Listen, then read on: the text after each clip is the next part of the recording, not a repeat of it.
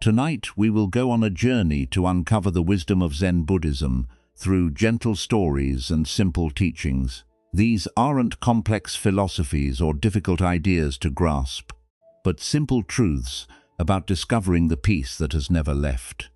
Before we begin, feel free to share what time it is and where you're listening from. The teachings we'll explore tonight have been passed down through generations of Zen masters, not as rules to follow or goals to achieve, but as invitations to see clearly what's already here. Each story, each insight is like a gentle finger pointing at the moon. Not the moon itself, but a direction to look. Zen Buddhism reminds us that peace isn't something we must search for in distant places or future moments. It's available right here, right now, in this very breath. The relaxation you're seeking isn't far away. It's as close as your willingness to stop fighting with this moment and simply be present to it. Everything you need for deep rest is already here. These teachings will simply help you recognize what's been present all along. Relax, take a slow, deep breath, and let's begin our journey together. One of the most helpful discoveries in Zen Buddhism is understanding what the mind actually is. We often think of our mind as something we should control, something that should behave in certain ways. But Zen teaching suggests something different. The mind is more like the sky than like a machine we operate. The sky doesn't try to control the weather that moves through it. Clouds come and go, rain falls. Sunshine breaks through, storms pass. The sky simply allows all of this to happen without resistance, and underneath all the changing weather, the sky itself remains clear and spacious. Your mind works the same way. Thoughts come and go like clouds. Emotions rise and fall like weather patterns. Sensations appear and disappear like passing rain. And beneath all this movement, awareness itself remains unchanged. This understanding brings a particular kind of peace. When we stop trying to control our mental weather and instead learn to rest in the sky of awareness, something relaxes. In a monastery near the sea, there lived a monk named Tao who was known for his constant frustration with his own mind. During meditation, he would become angry at his wandering thoughts. During work periods, he would berate himself for getting distracted. He treated his mind like an unruly student that needed harsh discipline. "My mind is my enemy," he would tell other monks. "It never stays where I put it. It wanders constantly. I try to make it still, but it refuses to cooperate." One day the monastery's teacher, Master Genzo, invited Tao to sit with him on the cliff overlooking the ocean. They sat in silence for a long time, watching the waves roll in and out. "What do you see?" Genzo finally asked. "I see the ocean," Tao replied. "Is the ocean trying to control the waves?" Tao paused. "No, the waves just happen. They're a part of what the ocean does. And does the ocean become angry when waves appear instead of staying flat? No, that would be silly. Waves are the nature of the ocean." Genzo nodded. "Your mind is the same. Thoughts are what mind does. The way waves are what ocean does. Fighting against thoughts is like the ocean fighting against waves, but surely I should be able to control my mind." Tao protested. "Otherwise, what's the point of meditation?" "Meditation isn't about controlling thoughts," Genzo said. "It's about recognizing the awareness that watches thoughts come and go. This awareness is like the deep, still water beneath the surface. The waves don't disturb it." Over the following weeks, Tao began to experiment with this new understanding. Instead of fighting his thoughts during meditation, he watched them the way he had watched the ocean waves. Some thoughts were big and dramatic like storm waves. Others were small and gentle like ripples. But all of them came and went on their own. He noticed something remarkable. When he stopped trying to control his thoughts, they actually settled down naturally. It was as if his effort to force stillness had been creating the very agitation he was trying to stop. One morning during meditation, a disturbing memory arose. In the past, Tao would have pushed it away immediately, creating an internal battle. This time he simply watched the memory appear, stay for a moment, and then dissolve on its own. It was like watching a cloud drift across the sky. "Master Genzo," he said later, "I think I understand now. The problem was my thoughts. The problem was my relationship with my thoughts." "Yes," Genzo replied. "When we fight with our mind, we create two problems where there was only one, the thought itself and our struggle against it." This teaching about the mind's natural movement is central to Zen Buddhism's approach to peace. Most of us have been taught to view thoughts as something we should control. Good thoughts should be encouraged. Bad thoughts should be eliminated. The mind should be disciplined into proper behavior. But Zen suggests this entire approach creates unnecessary suffering. Thoughts are natural phenomena, no more good or bad than weather is good or bad. A rainy day isn't morally inferior to a sunny day, it's just weather.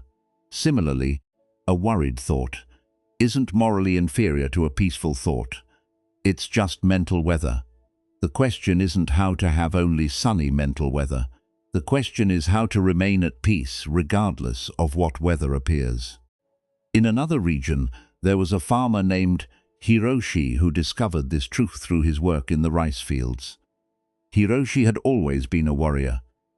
He worried about the weather, about the harvest, about his family's future. His mind was constantly generating concerns and anxieties.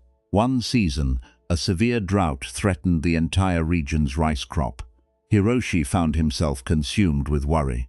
He would lie awake at night, thinking about all the terrible things that might happen. He would walk through his fields imagining disaster. An old monk named Teshu lived in a small temple at the edge of Hiroshi's village. One day he came to visit the worried farmer. "Your rice is dying from lack of water," Teshu observed, looking at the dry fields. "Yes," Hiroshi said miserably. "And there's nothing I can do about it. I can't make it rain." "No, you can't make it rain," Teshu agreed. "But tell me, does your worry about the drought help your rice grow?"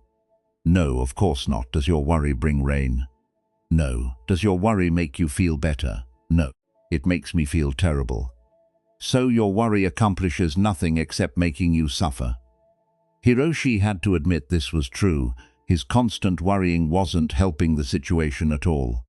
It was just adding mental suffering to an already difficult circumstance. Your worry is like the drought. Teshu said both are conditions that have arisen.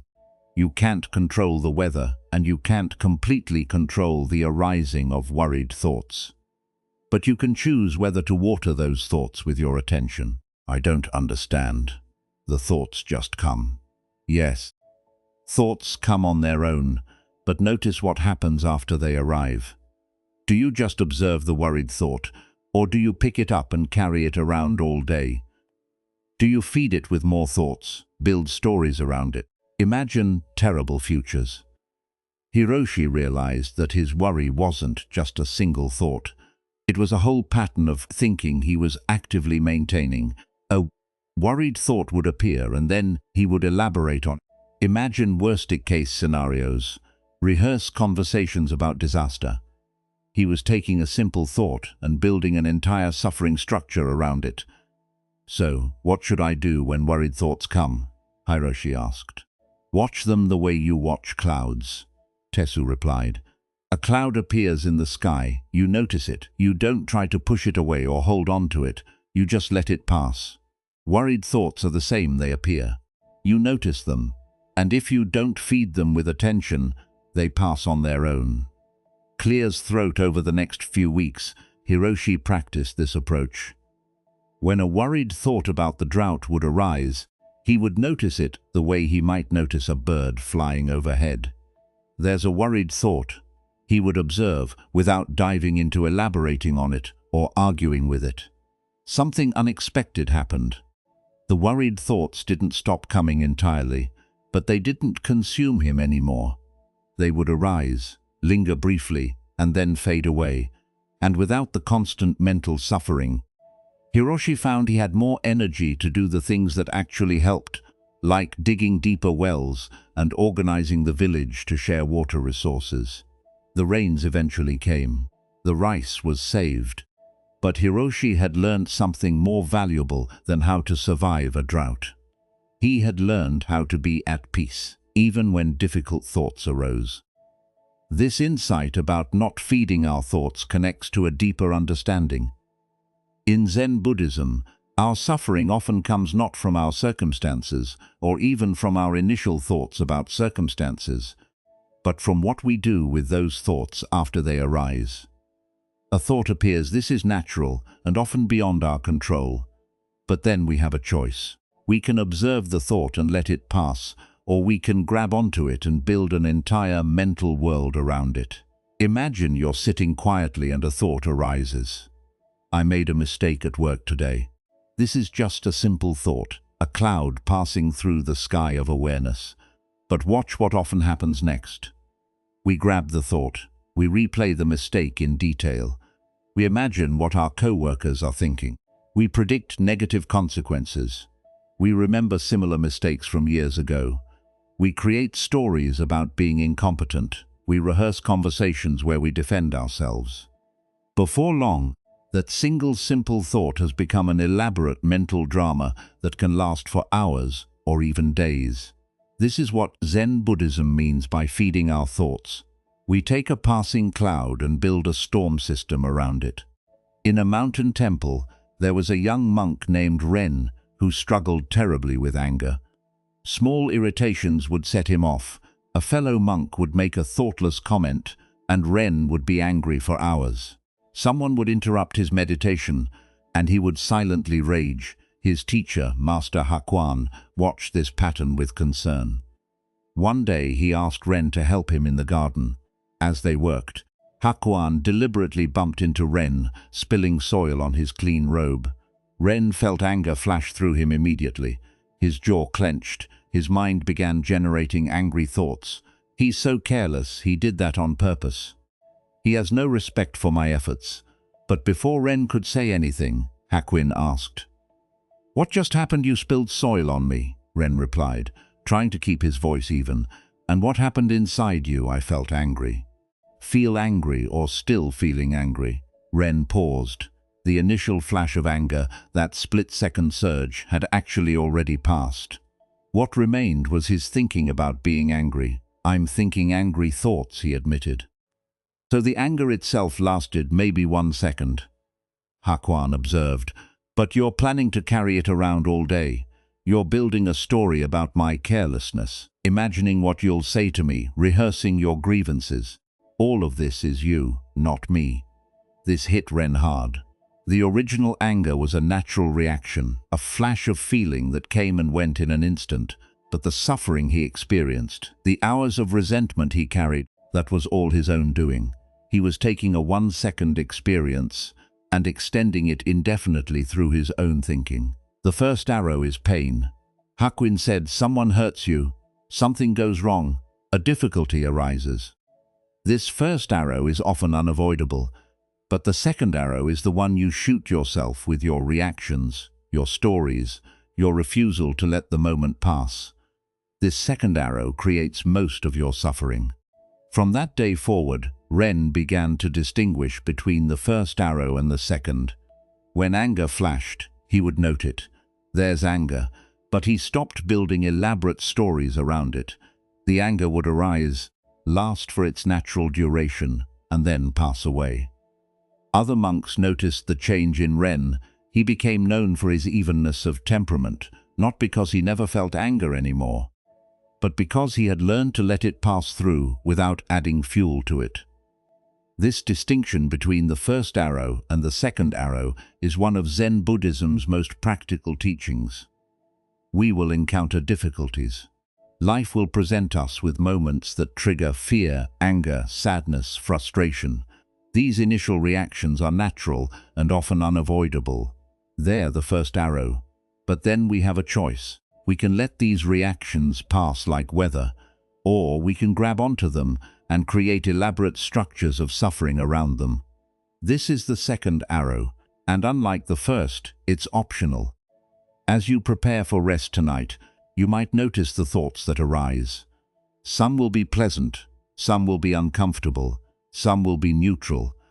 All of them are just mental weather, clouds passing through the sky of awareness.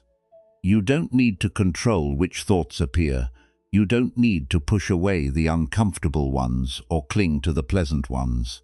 You can simply let them all pass, the way the sky allows all weather to move through without resistance. There's another aspect of mind that Zen Buddhism explores. Not just the thoughts that arise, but the awareness that notices them. This awareness is sometimes called the witness, the observer, or simply presence. A student once asked the great master Bodhidharma, "My mind is not at peace. Please pacify my mind." Bodhidharma replied, "Bring me your mind and I will pacify it."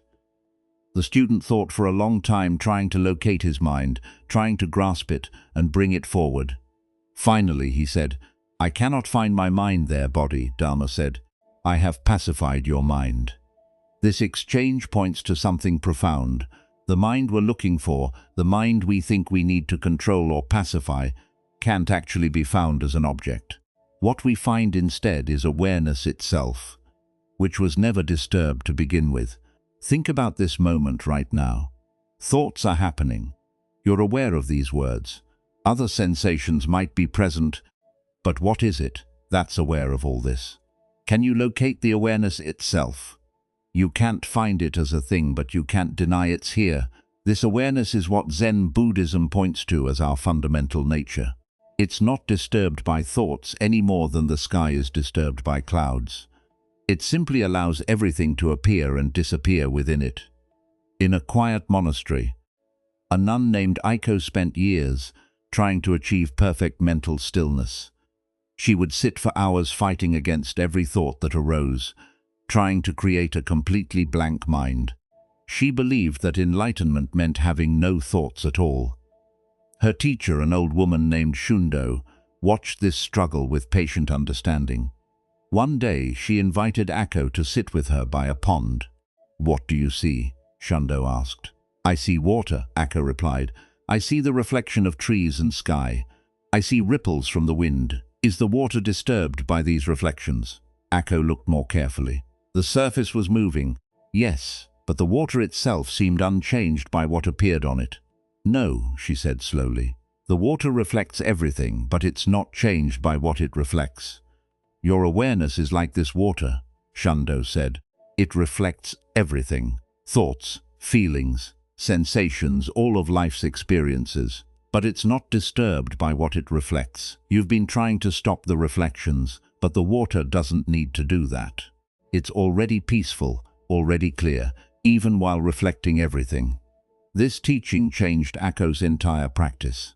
She stopped trying to achieve a blank mind, and instead learned to rest as the awareness that allowed all mental content to arise and pass. Her meditation became effortless, because she was no longer fighting with her own experience. Years later, students would ask Aiko how she had achieved such peace of mind. She would smile and say, "I stopped trying to achieve peace and recognized the awareness that was already peaceful." As you settle into rest tonight, you can explore this recognition yourself. Notice that you're aware.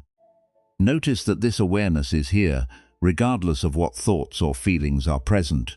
Notice that it doesn't need thoughts to stop in order to be at peace. This awareness is like the deep ocean beneath surface waves. The waves are real. They're happening, but they don't disturb the depths. Similarly, your thoughts are real. They're happening, but they don't disturb the fundamental awareness that watches them. Zen Buddhism teaches that most of our mental suffering comes from forgetting this distinction. We identify with the waves and forget we're the ocean.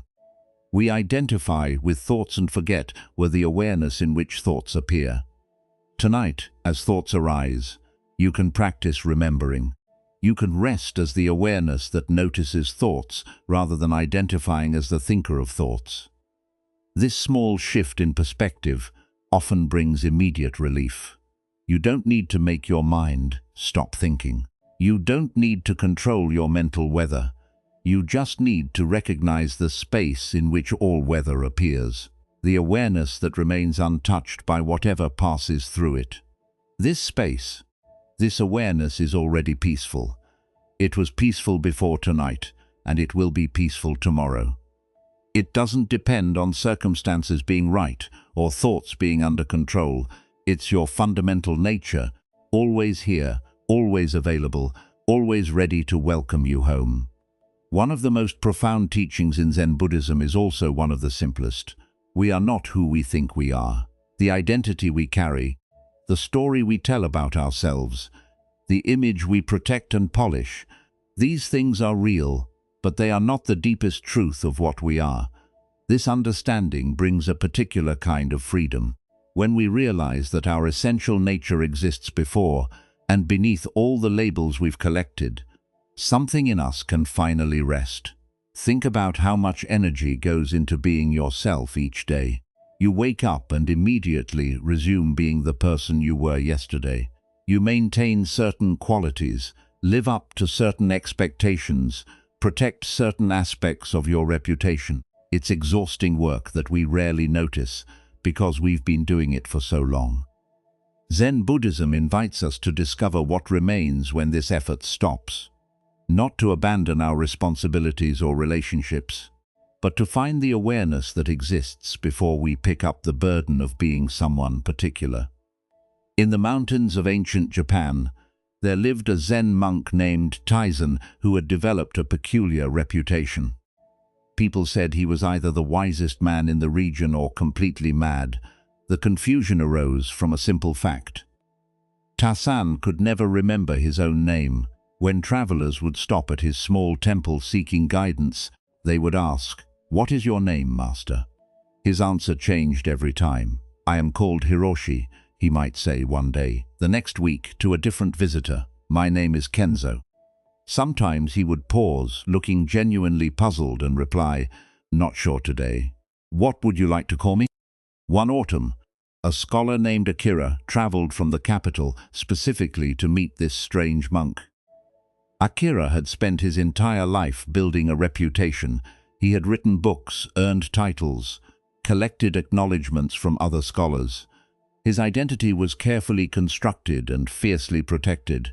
When Akira arrived at the temple, he found Taizen sweeping leaves from the stone path. The monk looked up with a gentle smile. "Greetings," Akira said formally. "I am Akira of Kyoto, scholar of Buddhist texts, student of Master Dogen, author of 3 volumes on the sutras. I have come to speak with the monk." Taizen clears throat. The monk leaned on his broom and nodded. "Welcome, happy to speak with you. So you are Taizen?" Akira asked. The monk tilted his head thoughtfully. "Am I suppose if that's what you're looking for, then yes, you found him." Akira felt irritation rising. "Forgive me, but are you or aren't you?" The monk called Taizen. "This morning when I woke, I didn't have a name at all," the monk replied. "Then the baker came by and called me Taizen, so I answered to that yesterday. The children from the village called me Old Tree, because I was standing so still.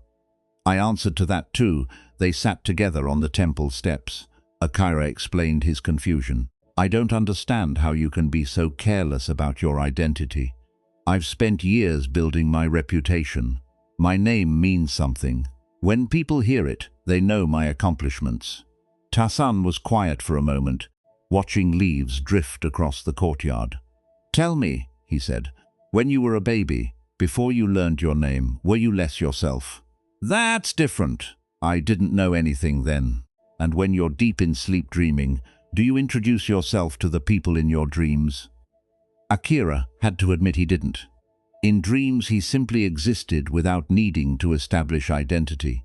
"The name Akira is useful," Taizen continued. "It helps people find you, address you, but it's not who you are. It's just a sound that points toward you. Notice how tightly you're holding on to the idea of being Akira the scholar. Notice how much energy that takes."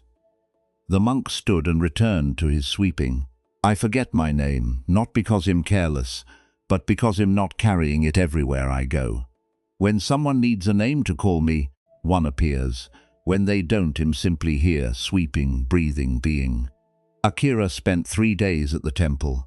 On the first day, when other visitors came, he introduced himself fully each time with his titles and credentials. On the second day, he found himself shortening it to just his name. On the third day, when a child asked who he was, He paused and realized he didn't know how to answer. Without his accomplishments and reputation, who was he? That evening, sitting with Tyson in silence, Akira began to sense something beneath all his accumulated identity. A simple awareness, a presence that had been there before he learned language, before he achieved anything, before he became someone. "I think I understand," Akira said quietly. "I've been so busy being Akira the scholar that I forgot about the awareness that was here before Akira existed." Tasan smiled. "And that awareness doesn't need credentials or reputation. It doesn't need to be protected or maintained. It simply is." When Akira returned to the capital, people noticed a change in him. He still wrote and taught, but there was a lightness about him that hadn't been there before. When asked about his time with the strange monk who couldn't remember his name, Akira would smile and say, "He taught me that the heaviest thing I was carrying was myself." This teaching about identity points to something Zen Buddhism calls our original nature. Before we learned our name, before we developed a personality, before we collected achievements and failures, something was already here. This fundamental awareness doesn't need improvement. It exists before effort, before becoming someone special. Many of us carry our identities like heavy coats we can never remove. We introduce ourselves not just with our names, but with everything we've done, everything we hope others will think of us. We defend these identities when they're questioned. We feel threatened when they're not recognized, but there's an exhausting quality to this constant maintenance. The self we've constructed requires endless attention. It needs to be fed with accomplishments, protected from criticism, displayed for approval. Consider how often your thoughts return to yourself, how you're being perceived, whether you're succeeding or failing, how you compare to others. This endless self-reference is like carrying a mirror everywhere, constantly checking your reflection to make sure you still look like who you think you should be. Zen practice offers relief from this constant self-monitoring, not by destroying the self or pretending we don't exist as individuals, but by discovering what remains when we stop working so hard at being someone. In another monastery far to the south, there was a young monk named Kenji who discovered this truth in a different way. Kenji was known as the most dedicated practitioner in his temple. He meditated longer than anyone else. He followed every rule perfectly. He could recite more sutras from memory than monks twice his age. Other students looked up to Kenji. Teachers praised his discipline. He had become known as the model monk, and he wore this identity with pride. One day, Kenji became ill with a fever that left him weak and unable to practice. For weeks, he couldn't sit in meditation. He couldn't attend ceremonies. He couldn't demonstrate any of the qualities that had defined him as the exemplary student. At first, this inability to practice filled him with anxiety. Without his rigorous schedule, without his reputation for dedication, who was he?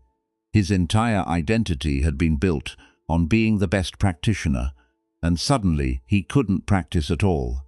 He lay in the monastery infirmary, feeling like he had lost himself completely. One afternoon, the head monk Master Sen came to visit. "I failed," Kenji said, tears in his eyes. "I can't practice, I can't be I'm supposed to be." Master Soen sat beside his bed quietly. "Tell me," he said after a long pause. "Who is it that knows you can't practice right now?" Kenji was confused by the question. I know him too weak." "And this one who knows, is it practicing or not practicing? It's just aware that the body is weak." So awareness continues, even when Kenji, the perfect monk, cannot perform. Something shifted in Kenji's understanding. He had been so identified with his role, his reputation, his practices, that he had forgotten about the simple awareness beneath all of it. This awareness didn't need to accomplish anything. It was here whether he was meditating brilliantly or lying sick in bed. "The practices you've been doing are valuable," Master Soen continued, "but they were never meant to create who you are. They were meant to help you recognize what was already here before you started practicing." As Kenji recovered over the following weeks, his entire approach to Zen practice transformed. He still meditated and followed the temple routines, but he was no longer building an identity around them.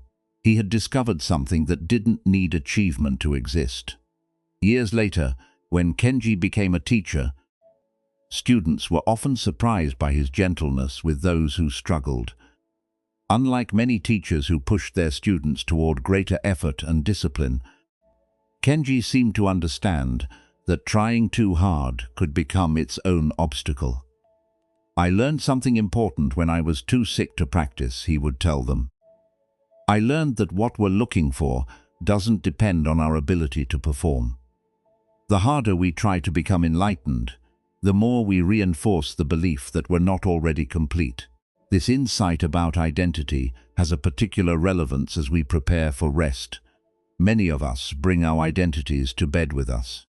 We lie down still being the successful professional or the struggling artist or the devoted parent or whatever role defines us during the day. These roles are real. They matter. They shape how we move through the world. But they're not the deepest truth of what we are. There's another aspect to this teaching about self that Zen Buddhism explores. Not only do we construct identities around who we are, we also accumulate possessions, accomplishments, and experiences that we treat as extensions of ourselves. A wealthy merchant named Tanaka once visited a Zen master named Ryoan, who lived in a small hut on the edge of a forest. Tanaka had heard of Ryoan's wisdom and hoped to receive teaching, but when he arrived, he was shocked by the master's poverty. The hut contained almost nothing: a sleeping mat, one robe hanging on a peg, a single bowl, a few books. That was all. No furniture, no decorations, no possessions of any kind. Tanaka couldn't hide his surprise. "Master Ryoan," he said, "forgive me for speaking directly, but where are your things? Don't you own anything?" Ryoan smiled. "I have everything I need. I have this hut that keeps rain off my head. I have this bowl that holds my food. I have these eyes that see the mountains. What more should I want? But surely you want comfort, security, beautiful things to enjoy." "I enjoy many beautiful things," Ryoan replied. "This morning I enjoyed the sunrise. This afternoon I enjoyed the sound of wind in the bamboo. Tonight I will enjoy the stars. I don't need to own any of these things to receive their gifts." Tanaka sat down, feeling suddenly heavy, despite the spacious emptiness of the hut. He thought about his own home filled with expensive furniture, rare artworks, collections of objects he had accumulated over the years. He had always felt proud of his possessions. But now he wondered if they had been possessing him instead. "How do you live with so little?" Tanaka asked. "How do you live with so much?" Ryoan counted gently. "Tell me, when you acquire something new, do you feel satisfied for long?" Tanaka had to admit he didn't. The pleasure of a new acquisition would fade within days or weeks, and then he would begin wanting something else. "And when you think about all the things you own, do you feel light or heavy?" Tanaka admitted. "I worry about protecting them, maintaining them, whether they might be stolen or damaged. So your possessions, which you thought would bring you happiness, have instead brought you worry and burden." Ryoan poured tea into his single bowl and offered it to Tanaka. "Not saying you should give away everything you own, but notice the difference between having things and being owned by them. Notice how much of your identity is wrapped up in what you possess." They sat in silence for a while, drinking tea from the same bowl. Tanaka looked around the empty hut and felt something unexpected. Instead of the poverty he had initially perceived, he now sensed a kind of richness. The space felt open, uncluttered, peaceful. "When you have little," Ryoan said, "you appreciate what you have more deeply. This bowl is precious to me because it's the only one I own. I wash it carefully. I'm grateful for its service. If I had 100 bowls, would any of them receive such attention?" Tanaka thought about his own possessions. How many things he owned that he barely noticed, took for granted, or had forgotten about entirely. "The weight you feel," Ryoan continued, is not just the physical burden of managing possessions. It's the mental burden of identifying with them. When you believe that having more makes you more, you can never have enough. But when you recognize what you are beneath all accumulation, you discover a fullness that possessions can never provide. This teaching about non-accumulation connects directly to the earlier insight about identity. Just as we construct a self out of roles and achievements, we also try to build ourselves through accumulation. We collect experiences, possessions, accomplishments, relationships, treating them as proof of our worth or completeness. Zen Buddhism suggests that this accumulation, while natural, can become a burden. Each thing we identify with becomes something we must maintain and protect. Each achievement becomes part of a resume we must defend. Each experience becomes a story we must tell to prove we're living fully. But beneath this constructed self made of accumulated parts lies something that was never incomplete to begin with. This original nature doesn't need to be built or proven. It exists prior to all accumulation, complete in its simplicity. As you prepare for rest tonight, you might notice what you've been carrying, not just physical possessions, but mental accumulations. The achievements you've collected, the experiences you hold as proof of your identity, the roles you maintain, the image you project. All of these things have their place in daily life, but they don't need to come to bed with you. For these hours of rest, you can let them all go, trusting they'll be there tomorrow if you need them. There's a story told about the great Zen master Bank. He taught in a time of great interest in Buddhism, and students would travel from across Japan to study with him. Some came from wealthy families, others from poverty. Some were educated scholars, others simple farmers. Bank noticed that students would often introduce themselves with elaborate descriptions of their backgrounds.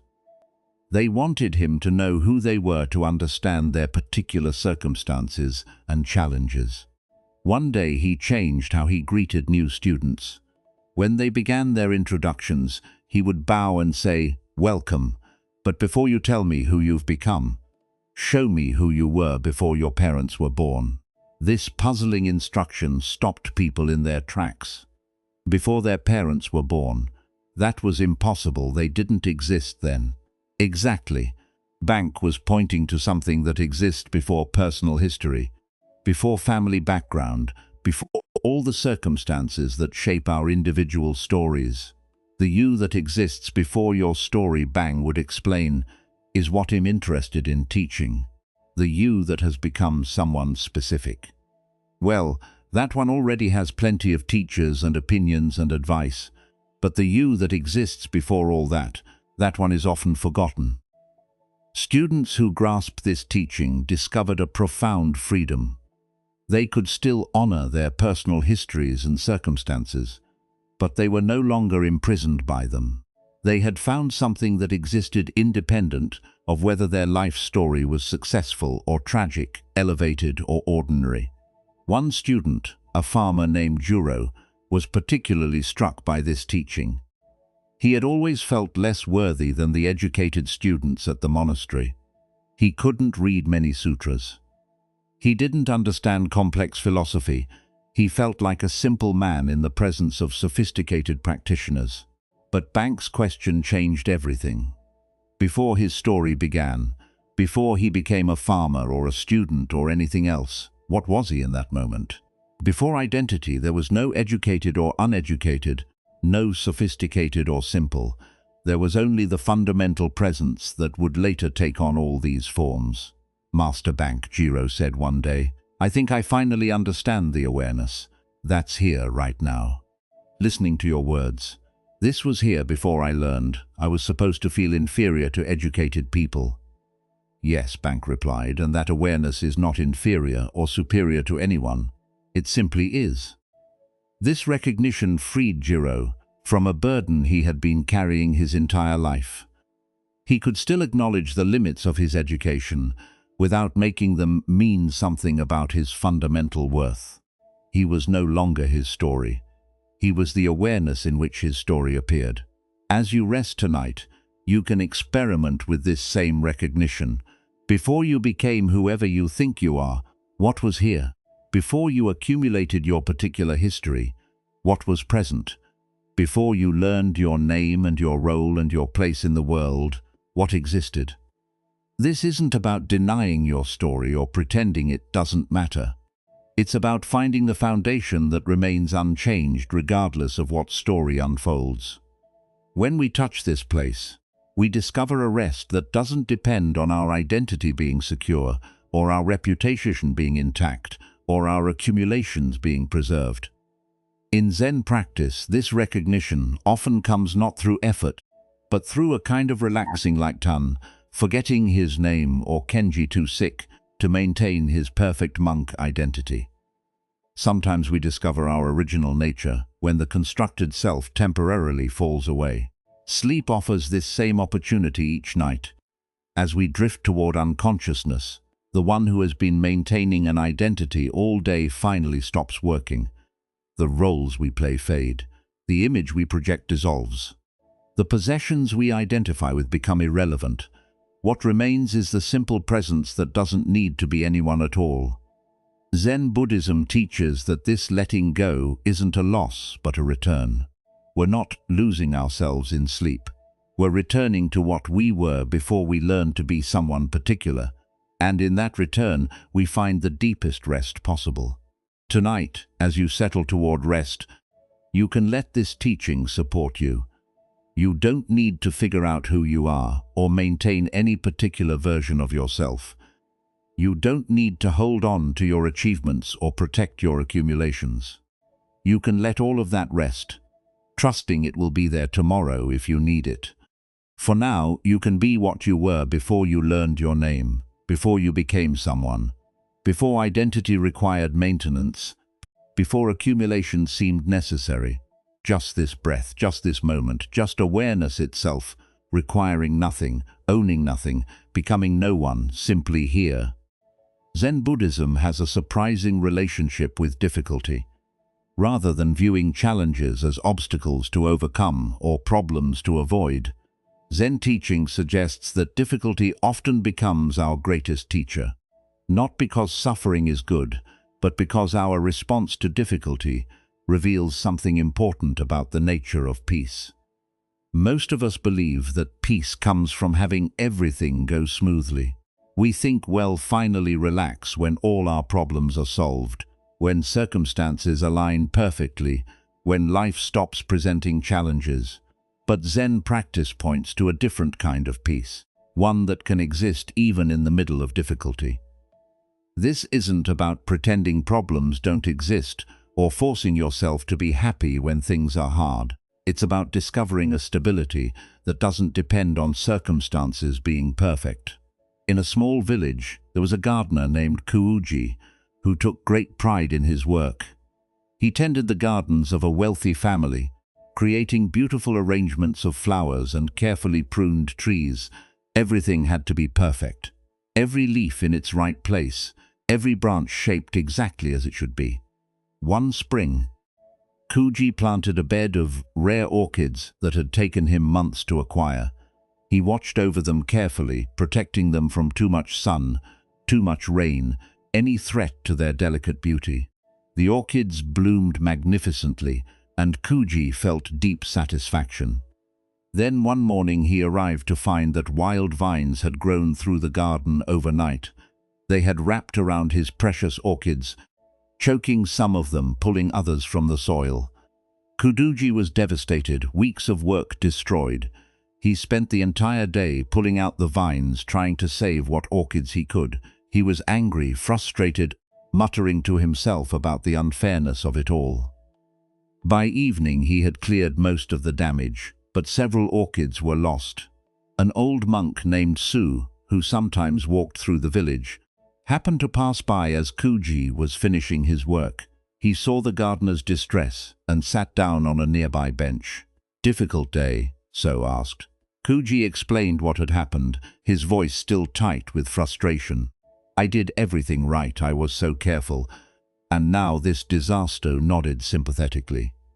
"May I ask you something?" Did you learn anything today? Kuji looked at him in surprise. Learn? I learned that vines can destroy a garden overnight, and I need to check for them more regularly. And Kuji paused, thinking, I suppose I learned which orchids are more resilient. The ones that survived are stronger varieties. What else I learned? Kuji stopped, considering. I learned that I can't control everything no matter how careful I am. So smiled gently. So this disaster, as you call it, taught you several valuable things. It showed you what works and what doesn't. It revealed which plants are truly strong. It reminded you that gardens, like life, have their own way of unfolding that includes both beauty and difficulty. But I lost so much work. Kuji protested. Yes, you did. And that loss is real, and your disappointment is natural. But notice how you're turning one difficulty, the lost orchids, into double suffering by fighting against the reality of what happened. Over the following weeks, Kuji found himself thinking about Suha's words. He began to notice how his gardens taught him more through difficulty than through easy success. When plants thrived without effort, he learned little. But when something went wrong, he had to pay attention, adapt, understand the plants more deeply.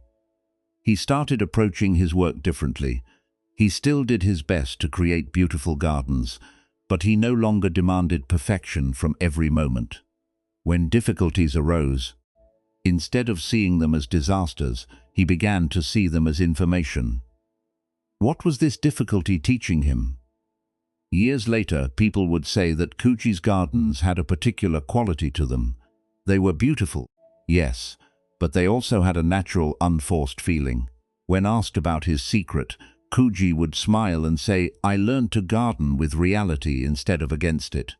This teaching about learning from difficulty is central to Zen Buddhism's practical wisdom. We tend to divide our experiences into two categories, the ones we want and the ones we don't want. We spend enormous energy trying to have only positive experiences and avoid negative ones, but Zen suggests that this division itself creates suffering. Life includes both ease and difficulty, pleasure and pain, success and failure. When we resist this natural rhythm, we add a layer of struggle to every difficult moment. Think about how you typically respond when something goes wrong. Perhaps your immediate reaction is to think this shouldn't be happening. Or why is this happening to me? This resistance to what is already happening doesn't change the situation, but it does create additional suffering. There's a difference between pain and suffering that Zen Buddhism explores carefully. Pain is the inevitable experience of being human. Bodies get sick, relationships end, plans fail, losses occur. This is the first arrow we talked about earlier, the unavoidable difficulties of existence. But suffering is what we add to pain through our resistance and stories. When we fight against difficulty, insisting it shouldn't be here, creating elaborate narratives about unfairness, this is the second arrow. And often this second arrow hurts more than the first. A merchant named Taro once traveled to see a Zen master named Dogen. Taro had recently lost his business to a fire. Everything he had built over 20 years was gone. He was consumed with bitterness and anger. Master Dogen, he said, I did everything right. I worked hard. I was honest. I took care of my employees, and now I've lost everything. How can this be fair? Dogen listened quietly. When Taro finished, the master said, You're carrying two burdens, the loss itself, which is heavy enough, and your belief that it shouldn't have happened, which makes it unbearable. But it shouldn't have happened. I didn't deserve this. The fire doesn't care about deserve. Dogen replied gently. It burns. What it burns, the question isn't whether it should have happened. It already did happen. The question is whether you'll carry the burden of insisting reality should be different. So I'm just supposed to accept losing everything. Accept that it happened. Yes. That's different from liking it or approving of it. Acceptance means acknowledging what is, not pretending to be happy about it. Taro sat with this for a while. But if I accept it, doesn't that mean him giving up? Shouldn't I fight to rebuild? You can rebuild from a place of acceptance or from a place of resistance, Dogen explained. When you resist what happened, you waste energy fighting with the past. When you accept what happened, all your energy becomes available for responding to the present. Over the months that followed, Taro experimented with this teaching. Instead of spending his mental energy on "this shouldn't have happened," he began to ask, "Given that this happened, what now?" Instead of rage at the unfairness, he felt sadness for his loss, which was painful, but somehow cleaner, less consuming. He found that from this place of acceptance, he could actually think more clearly about rebuilding. His decisions were no longer driven by anger or the need to prove something. He could respond to his actual circumstances rather than fighting with reality.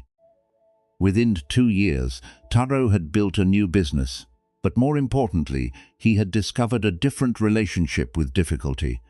He no longer divided life into what should and shouldn't happen. He simply met what came with as much wisdom and skill as he could manage. This teaching about acceptance connects to another core insight of Zen Buddhism: impermanence. Everything changes. Nothing stays the same. What we build will eventually fall apart. What we love will eventually be lost. This isn't pessimism, but simple observation of how things are. Most of us know this intellectually, but we don't really believe it. We act as if the good things will last forever and the difficult things will never end. Both beliefs cause suffering. In a monastery, there was a young monk named Ichiro who had a beautiful ceramic bowl. It had been a gift from his teacher, and he treasured it deeply. He used it for his meals, washed it carefully, kept it safe. One day, while walking through the monastery with the bowl, Ichiro tripped. The bowl flew from his hands and shattered on the stone floor. Ichiro stood there, devastated, staring at the pieces. His teacher, Master Ikkyu, happened to see this happen. He walked over and stood beside Ichiro, looking at the broken bowl. "I'm so sorry," Ichiro said, tears in his eyes. "The bowl you gave me, I've destroyed it. I destroyed it," Ikkyu replied calmly. "No, Master, I dropped it before that. I destroyed it when I gave it to you." Ichiro looked confused. "I don't understand. From the moment I placed this bowl in your hands," I explained, "it began its journey toward breaking. Not today, perhaps, but someday. Every bowl breaks eventually. Everybody dies. Every relationship ends. Everything made comes unmade. I destroyed the bowl by creating the conditions for you to become attached to something that was always temporary. So, I shouldn't have cared about it." "No," I said gently. "Care deeply, love completely, but know that everything you love is already on its way to changing form. This knowledge doesn't make love less precious. It makes it more precious because you know it won't last forever." Ichiro carefully gathered the pieces of the bowl. That evening he placed them in his room as a reminder, not as a punishment, but as a teaching. These broken pieces spoke more clearly than the perfect bowl ever had about the nature of existence. Years later, when Ichiro became a teacher himself, he still kept those pieces. Students would ask about them, and he would tell the story. "This broken bowl teaches me something every day," he would say. "It reminds me to appreciate what I have while I have it, and to release it gracefully when it goes." This teaching about impermanence isn't meant to make us sad or prevent us from loving things. It's meant to free us from the suffering that comes from expecting permanence in an impermanent world.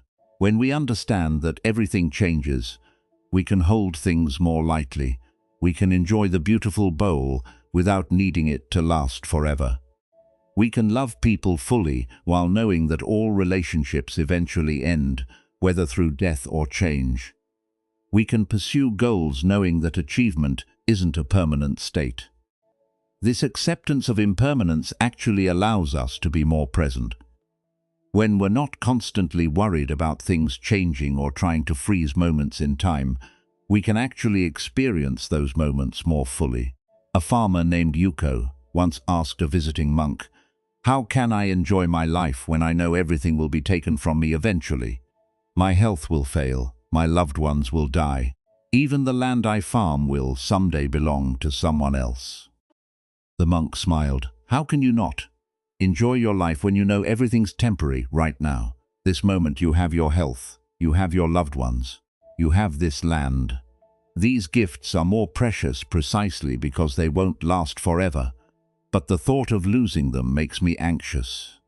"You're already losing them," the monk replied. "This moment is passing even as we speak. Your children are growing older, your body is changing, the season is turning loss. Isn't something that will happen in the future. It's happening now constantly as everything flows and changes. That sounds even more frightening, only if you fight against it. But watch a river. Does it grieve each moment of water that flows past? Does it try to hold on to any particular wave? It simply flows, and in that flowing, it's fully alive." Yasuko thought about this often as she worked in her fields. She began to notice how each season brought its own gifts and then moved on. Spring blossoms fell to make way for summer fruit. Summer's abundance faded into autumn's harvest. Autumn's colors dropped away for winter's rest. And each stage was perfect in its way, not in spite of its impermanence, but because of it. She learned to appreciate her life the way she appreciated the seasons, fully engaging with each moment while knowing it would pass. This didn't make her sad. It made her present. As you prepare for rest tonight, you might notice what you've been trying to hold on to. Perhaps you're clinging to how things used to be or trying to prevent inevitable changes. Perhaps you're fighting against the natural flow of life, wanting things to stay the same. Zen Buddhism invites us to practice a different relationship with change, not resignation or passivity, but an active engagement with life as it actually is, including its constant transformation. There's a particular application of these teachings to physical discomfort that can be helpful as we settle towards sleep. Many of us experience some physical discomfort as we lie down. Perhaps an ache, a tension, an uncomfortable sensation. Our typical response is to fight against this discomfort, to will it away, to tense up around it. But this resistance often makes the discomfort worse. A monk named Toyo suffered from chronic pain in his back for years. It disturbed his meditation and prevented restful sleep. He tried every remedy he could find, but the pain persisted. One night, unable to sleep because of the pain, Toyo went to speak with the monastery's oldest monk, a man named Joshu. "The pain is unbearable," Toyo said. "I can't sit. I can't sleep. I can't find peace. How do I make it stop?" Joshu looked at him with kind eyes. "Stop trying to make it stop.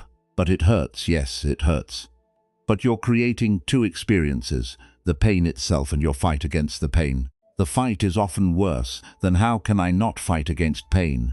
Feel exactly where the pain is."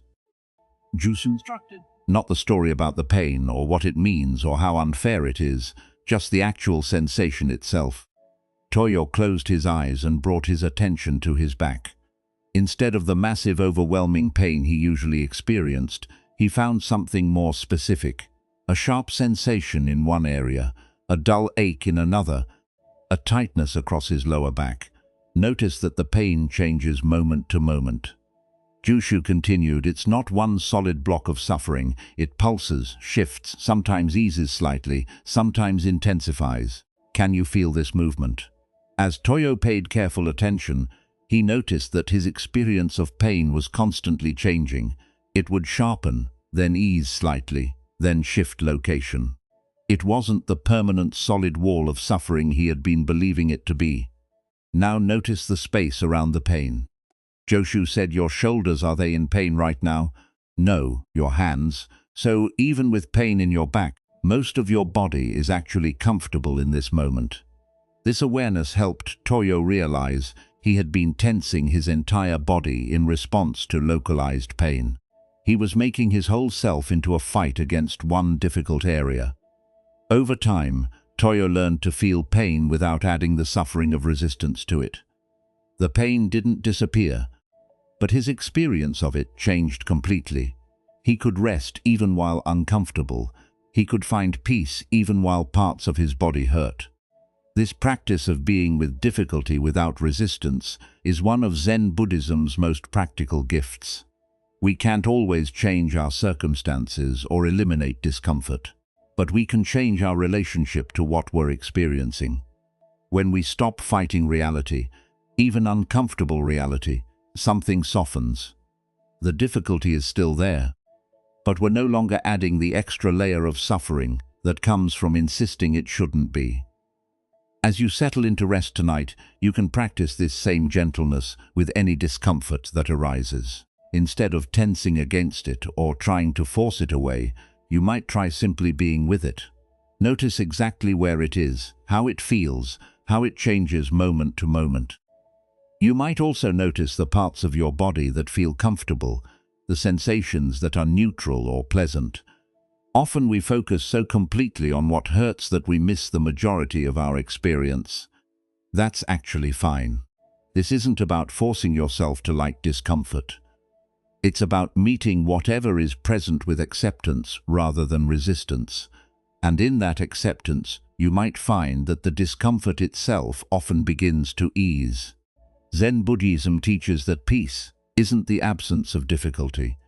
It's the presence of acceptance, the willingness to be with life as it actually is, rather than how we wish it would be. This acceptance doesn't make us passive or resigned. It makes us responsive, able to meet each moment with clarity, rather than fighting with reality. Tonight, as you release into rest, you can let go of the exhausting work of resisting what is. Whatever is present, whether comfortable or uncomfortable, pleasant or difficult, wanted or unwanted, it's already here. Fighting against it won't change that, but accepting it might change everything. Zen Buddhism has a particular way of understanding our relationships with other people. It suggests that the difficulties we experience with others often reveal something important, not about them, but about ourselves. The irritation we feel, the judgments we make, the resentments we carry, these often say more about our own minds than about the people we're reacting to. This doesn't mean that difficult people aren't actually difficult. It means that our suffering about difficult people comes largely from how we hold them in our minds. Most of us carry others with us long after interactions end. Someone says something hurtful, and we replay it for days. Someone treats us unfairly, and we rehearse arguments with them in our thoughts. Someone disappoints us, and we build elaborate stories about their character and intentions. Zen practice invites us to put these burdens down, not because the other person deserves our forgiveness or because what they did was acceptable, but because carrying resentment hurts us more than it hurts them. In a village, there lived a shopkeeper named Masako, who prided herself on her fairness and honesty. She worked hard, treated customers well, and built a good reputation over many years. One day, a new merchant moved to the village and opened a shop near hers. This merchant, a man named Hideo, seemed to have no sense of honesty. He would lie about his goods, cheat customers when he could, and spread false rumors about other merchants to make himself look better. Masako watched with growing anger as Hideo's dishonest practices succeeded. People who didn't know better would shop at his store, believing his lies. Some even stopped coming to Masako's shop after Hideo told them false things about her. She found herself thinking about Hideo constantly. During the day, she would imagine confronting him. At night, she would lie awake angry about his latest deception. She would tell anyone who would listen about his dishonest behavior. A traveling monk named Ryokan stopped at Maso's shop one day. He noticed her agitation and asked what was troubling her. Masako poured out the whole story about Hideo's dishonesty and how unfair it all was. Ryokan listened carefully. When she finished, he asked this Hideo, "Does he think about you as much as you think about him?" "I don't know, probably not so. You're giving him space in your mind, rent-free, while he's likely not thinking about you at all." This simple observation struck Masako. She had been carrying Hideo around in her thoughts constantly, letting him disturb her peace, while he was probably going about his life without giving her a second thought. "But someone should do something about his behavior," she protested, perhaps. "But is your constant anger helping with that? Is your resentment changing his behavior?" Masako had to admit it wasn't. Her anger was only making her miserable. It wasn't affecting Hideo at all. "Your anger is like drinking poison and expecting the other person to die," Ryoin said gently. "It hurts you, not him. So I should just accept his dishonesty. You can recognize dishonesty without letting it consume you. You can respond to it practically without carrying it in your heart. The question isn't what Hideo deserves. The question is whether you want to continue poisoning yourself with resentment." Over the following weeks, Masako practiced a different approach. When she noticed herself thinking about Hideo, she would simply acknowledge the thought and let it pass. She stopped telling stories about him to customers. She focused on her own honest work instead of monitoring his dishonest behavior. Something unexpected happened. As she stopped feeding her resentment with constant attention, it began to fade, and as her mind became quieter, she could actually think more clearly about practical responses to the situation. She began keeping careful records of her own business practices, so any false rumors Hideo spread could be easily disproven. She treated her customers even better than before, building such strong relationships that rumors couldn't shake them. She let her work speak for itself instead of trying to expose Hideo's character. Within a year, most villagers had figured out Hideo's dishonesty on their own. His business declined while Masako's continued to thrive. But more importantly, Masako had learned something valuable. She had discovered that she could respond to difficulty without carrying it in her heart. This teaching about releasing resentment is central to Zen Buddhism's approach to relationships. We often believe that our anger at others is justified, that it serves a purpose, that it somehow holds them accountable. But resentment rarely serves these functions. Mostly it just makes us suffer. Think about someone you resent. Perhaps someone who wronged you, someone who treated you unfairly, someone who disappointed you. Now notice what happens in your body when you think about them. Does your jaw tighten? Your stomach clench? Your breathing becomes shallow? This physical response is happening in your body, not theirs. Your resentment is a burden you carry, not a burden you're placing on them. The person you resent might be sleeping peacefully right now, while you lie awake thinking about what they did. Zen Buddhism suggests that releasing resentment isn't about the other person at all. It's about refusing to let their actions continue to hurt you through your own thinking. There's a deeper aspect to this teaching about how we relate to others. Zen Buddhism invites us to look beneath surface behavior to the suffering that often drives it. People who act badly are usually people who are hurting badly. A monk named Hakuin had a young student who was causing problems in the monastery. This student Ki was angry, disruptive, disrespectful to others. The other monks wanted Ki expelled. They couldn't understand why Hakuin kept allowing him to stay. One day, one of the senior monks asked Hakuin directly, "Master, why do you tolerate his behavior? He's rude. He doesn't follow rules. He disturbs the peace of the monastery." "Why don't you send him away?" Hakuin replied. "Because he needs us most, but he doesn't seem to want to be here. He fights against everything we teach. That's how I know he needs us." Hakuin said, "People who are at peace don't fight everything. Ki's anger tells me he's in great pain." Over time, Hakuin learned Ki's story. The young man had grown up with a violent father who beat him regularly. He had learned that the world was dangerous, that showing vulnerability led to pain, that he had to fight constantly to protect himself. Hakuin understood that Ki's disruptive behavior wasn't about the monastery or the other monks. It was about old wounds he was carrying. Every time someone tried to teach him, he heard his father's criticism. Every time someone showed kindness, he suspected manipulation. His anger was a defense against pain that had nothing to do with present circumstances. With this understanding, Hakuan approached Ki differently.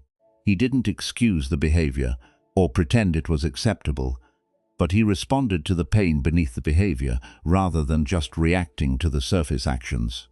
When Ki was rude, Hakuin would calmly set boundaries without attacking his character. When Ki lashed out, Hakuin would give him space without abandoning him. When Ki showed small moments of openness, Hakuin would notice and acknowledge them. Very slowly, over many months, Ki began to change. The constant fighting began to ease. He started to trust that this place was different from his childhood home. He began to lower his defenses. Years later, Ki became one of the monastery's gentlest monks. When difficult students would come, he understood them in ways others couldn't. He had learned that the people who seem hardest to love are often the ones who need love most desperately. This teaching about seeing beneath surface behavior doesn't mean we should tolerate abuse or pretend that harmful actions are acceptable. It means we can respond to difficulty while still recognizing the humanity of difficult people. When someone treats us badly, our immediate reaction is usually to see them as bad. We create a simple story. They're the villain, we're the victim. But Zen Buddhism invites us to notice that this simple story usually misses something important. The person who's cruel to you might be carrying wounds from their own experiences of cruelty. The person who's dishonest might be terrified of being vulnerable. The person who's controlling might feel deeply out of control inside. This doesn't excuse their behavior, but it does help us understand it. A teacher named Sangai once said, "When you see someone acting badly, remember that you're seeing the result of causes and conditions you don't fully understand. Everyone is doing their best with the understanding they have, even when their best is quite poor." This perspective can transform how we hold others in our minds. Instead of simple judgment, we can have compassion while still maintaining clear boundaries about acceptable behavior. In a town, there was a woman named Yuki who worked as a healer. People came to her with all sorts of ailments, and she treated each person with care and skill, but there was one man, Nu, who made her appointments difficult. Noru would arrive late, complain constantly, question her methods, and often refuse to pay the agreed price. Yuki found herself dreading his visits. She would tense up when she saw his name in her schedule. One day, after a particularly difficult session with Noru, Yuki complained to her friend, an old woman named Chio, who had studied Zen Buddhism for many years. "I don't understand why he's so difficult," Yuki said. "I treat him the same way. I treat everyone else, but he's never satisfied. He makes everything harder than it needs to be." Listened and then asked, "What do you know about Nu's life?" "Not much. I try to keep our interactions professional." "Maybe that's the problem," Chio suggested. "You're treating him the same as everyone else, but he clearly isn't like everyone else. He's carrying something that makes normal interaction difficult for him." This observation prompted Yuki to look at Nu differently. During his next visit, instead of immediately tensing up at his complaints, she asked him about his life. She learned that Nu lived alone and was quite ill. He came to see her because he was frightened about his health, but too proud to show vulnerability directly. His complaints were his way of staying engaged, without having to admit he was scared. His lateness came from anxiety about the appointments that made him pace around before leaving home. His questioning of her methods came from a desperate need to feel some control over his frightening health situation. His haggling over price came from genuine financial struggle that embarrassed him. Understanding these underlying causes didn't make Nora's behavior suddenly acceptable, but it changed how Yuki responded to it. She could set boundaries with compassion rather than irritation. She could see beneath the difficult surface to the frightened, sick, lonely man underneath. She began building a few extra minutes into his appointments, knowing he'd likely be late. She explained her treatments more thoroughly, understanding his questions as a need for control rather than distrust. She suggested a payment plan that eased his financial stress. No, Boris' behavior didn't transform overnight, but over time, as he felt genuinely understood rather than merely tolerated, he became somewhat easier. More importantly, Yuki stopped dreading their appointments. She had learned to respond to his pain rather than react to his behavior. This practice of looking beneath surface behavior is one of Zen Buddhism's gifts for peaceful relationships. Most people's difficult behavior is their attempt to cope with pain or fear or confusion. When we can recognize this, we can respond with wisdom rather than clear's throat mere reaction. This doesn't mean we accept harmful behavior or fail to protect ourselves. It means we see difficult people more completely, understanding that their behavior is usually about their own suffering rather than about us. As you prepare for rest tonight, you might notice who you're carrying in your mind. Perhaps someone who angered you today, someone who disappointed you recently, someone who hurt you long ago. These people are living rentry in your thoughts, disturbing your peace while they go about their lives. You can acknowledge what happened without continuing to give them space in your awareness. There's a practice from Zen Buddhism that can help with this release. It's sometimes called loving kindness or metta practice, though Zen approaches it with characteristic simplicity. You think of the person who's been difficult and silently say, "May you be at peace." Not because they deserve it, but because people at peace don't create suffering for others. When you wish peace for someone who harmed you, you're actually wishing for the conditions that would make them stop causing harm. A student once asked a Zen master, "How can I send loving thoughts to someone who hurt me badly?" "It feels dishonest," the master replied. "You're not sending love to their behavior, you're sending love to their suffering. The person who hurt you was hurting. If you could remove their suffering, they wouldn't have hurt you." So when you wish them peace, you're wishing for the very thing that would have prevented your pain. This reframe can make the practice more accessible. You're not pretending that harmful behavior was fine. You're recognizing that hurt people, and wishing for the healing that would stop the cycle. Tonight, if someone difficult comes to mind, you might try this practice, not as a forced forgiveness, but as a release. May you be at peace means may you find the healing that would make you stop causing suffering. This isn't about them. It's about you releasing the burden of carrying them in your thoughts. It's about recognizing that your peace doesn't depend on them changing or apologizing or understanding what they did. Your peace comes from your willingness to put down the weight of resentment. Zen Buddhism teaches that all beings share the same fundamental nature. Beneath our different behaviors and personalities, beneath our varying levels of confusion or clarity, we all share the same basic awareness, the same capacity for peace. When we see others this way, even difficult others, something softens. We can still maintain boundaries. We can still protect ourselves from harm. But we don't need to carry others as enemies in our hearts. Another story about relationships comes from the teachings of Master Dogen. A student once asked him, "How should I relate to people who make my life difficult?" Dogen replied, "The same way you relate to the rain. Rain doesn't check if you want it before it falls, it's simply part of the weather. Difficult people are the same. They're simply doing what their conditions make them do. You can carry an umbrella without hating the rain. You can protect yourself from difficult people without needing them to be different than they are." This teaching invites us to meet others with the same acceptance we bring to weather. Not because we like all weather, but because fighting with it is pointless. We respond to the conditions while remaining internally free. As you settle into rest, you can practice this same freedom. Let the difficult people in your life be who they are while you remain at peace.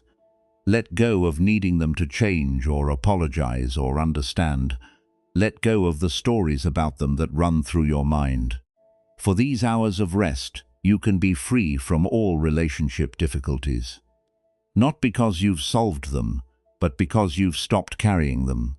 Tomorrow, you can engage with relationships again with fresh energy. But tonight you can rest in the simple peace that's available when we stop fighting with reality, including the reality of other people's imperfections. Everyone is struggling in their own way. Everyone is doing their best with the understanding they have. This includes you. This includes those who have hurt you. When we hold others with this gentle awareness, we often find that the weight we've been carrying begins to lift all on its own. One of the most transformative insights in Zen Buddhism is this: most of what we take seriously doesn't need to be taken seriously. Not because life doesn't matter, but because taking things too seriously often prevents us from responding to them with clarity and grace. We walk through life treating every difficulty as a crisis, every setback as a disaster, every criticism as a wound. We carry the weight of our circumstances with heavy solemnity, believing this heaviness somehow shows we're taking life seriously enough. But Zen teaching suggests that lightness is often wiser than heaviness. When we hold our concerns more gently, we can actually address them more effectively. When we stop making everything into such a big deal, we often discover that most things weren't such a big deal to begin with. In a village, there was a potter named Fumiko who took great pride in her work. Each bowl, each cup, each vase was created with careful attention. She wanted every piece to be perfect, and she would work late into the night, never satisfied with her creations. One day, after finishing what she considered her finest bowl yet, she placed it on a high shelf to dry. Her young nephew was visiting and running through the workshop, accidentally knocked the shelf. The bowl fell and shattered into dozens of pieces. Fumiko's first reaction was anger, then grief. This had been her best work. Hours of careful effort destroyed in an instant. She felt her chest tighten, tears beginning to form, but then something unexpected happened. She looked at her nephew's terrified face and suddenly found herself laughing, not a bitter laugh, but genuine amusement at the absurdity of the situation. Here she was about to make a child feel terrible over some clay and glaze. "It's all right," she said, her laughter continuing. "It was just a bowl, but it was your finest work," her sister said, having rushed in when she heard the crash. "Was it?" Fumiko replied, still smiling. "I make bowls. This one broke, so I'll make another. Maybe it will be even better, or maybe it won't. Either way, it's just clay." Her sister was surprised by this response. Usually Fumiko was so serious about her work, so precious about each piece. "Are you feeling all right?" "I'm feeling more all right than I have in years," Fumiko replied, realizing something as she spoke. "I've been treating each bowl like life or death, as if my worth as a person depended on every piece being perfect. How exhausting that's been." She looked at the broken pieces on the floor. "You know what? This broken bowl just taught me more than years of perfect ones. It taught me that I can survive imperfection, that the world doesn't end when things break, that taking myself so seriously has been making me miserable." From that day forward, Fumiko still created beautiful pottery, but with a different energy. She worked with joy rather than grim determination. When pieces cracked in the kiln, she shrugged and tried again. When a glaze didn't turn out as expected, she found it interesting rather than devastating. Other potters noticed the change in her work. Her pieces had a freedom to them now, a playfulness that hadn't been there when she was taking everything so seriously. When asked about this transformation, she would tell the story of the broken bowl and say, "I learned that the lighter I hold my work, the better it becomes." This teaching about holding things lightly is one of Zen Buddhism's most practical gifts. Most of what troubles us doesn't need the weight we give it. We can care deeply about things without making them into matters of ultimate importance. We can try our best without treating every outcome as a referendum on our worth. Think about what you take seriously in your own life, your work, your relationships, your image, your possessions. Now imagine holding all of these just a bit more lightly, not caring less, but carrying the weight differently. When we lighten our grip, we often find we can actually handle things better. The rigid control that comes from taking everything too seriously often makes us less effective, not more. The ability to laugh at ourselves, to see situations with some perspective. This often brings more wisdom than heavy seriousness. A merchant named Ichiro once traveled to visit a Zen master named Renzai. Ichiro was deeply worried about a business deal that wasn't going well. He had invested heavily, and it looked like he might lose a substantial amount of money. "Master Renzai," Ichiro said, "I'm facing potential ruin. This business deal could cost me everything. I can't sleep, I can't think about anything else. How do I handle such a serious situation?" Renzai listened and then asked, "In 100 years, will anyone remember this business deal?" "Probably not," Ichiro admitted. "In 100 years, will anyone remember you?" "No, I suppose not. In 100 years, will it matter at all whether this deal succeeded or failed?" "No." "Then why are you treating it like the most important thing in the universe right now?" Ichiro felt irritation at this response. "Because it affects my life now. The consequences are real for me and my family." "The consequences are real," Renzai agreed, "but are they as heavy as you're making them? You're acting as if your entire existence depends on this one deal. But you existed before this deal and you'll exist after it, whatever the outcome. But my reputation, my livelihood, yes, those might change. And if they do, you'll respond to the new circumstances. Humans are remarkably adaptable. But you're suffering now, not because of what's actually happening, but because of how seriously you're taking what might happen." Renzai smiled gently, not saying "don't care," saying, "Notice the difference between caring and making something into a catastrophe. You can address your business situation with full attention while holding it all more lightly." Over the following weeks, Ichiro experimented with this lighter approach. When worried thoughts about the deal would arise, he would notice them and think, "In 100 years, none of this will matter." This perspective didn't solve his business problems, but it did ease his mental suffering about them.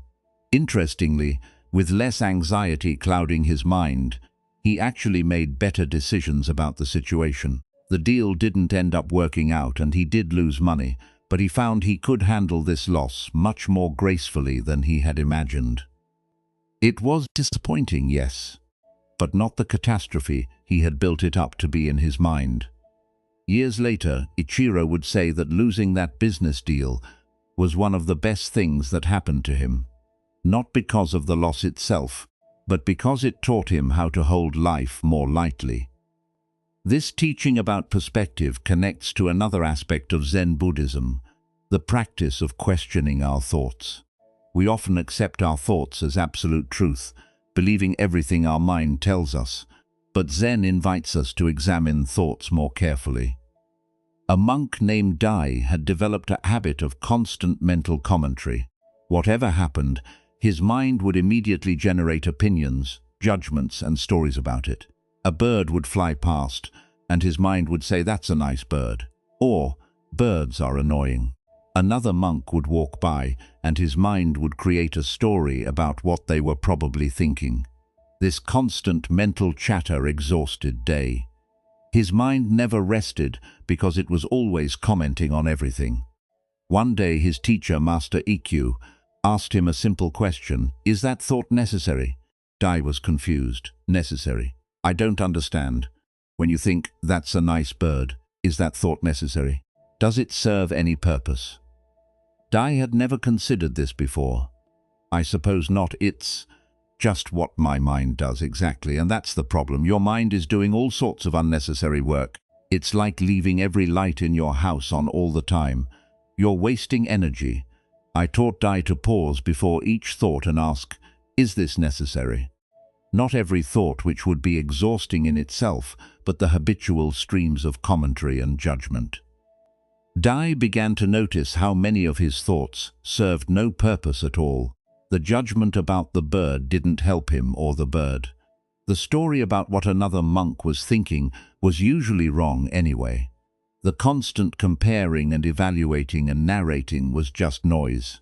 As he learned to let unnecessary thoughts pass without engaging with them, something remarkable happened. His mind became quieter naturally, not through effort or suppression, but through simply not feeding the unnecessary mental chatter. One morning, sitting in meditation, Dai watched a bird fly past the window. No thought arose about whether it was nice or annoying. He simply saw the bird. This direct experience without mental commentary was vivid and fresh, in a way his thoughts about birds had never been, Master. EQ Dai said late in beginning to understand, most of my thoughts aren't necessary at all. They're just habits.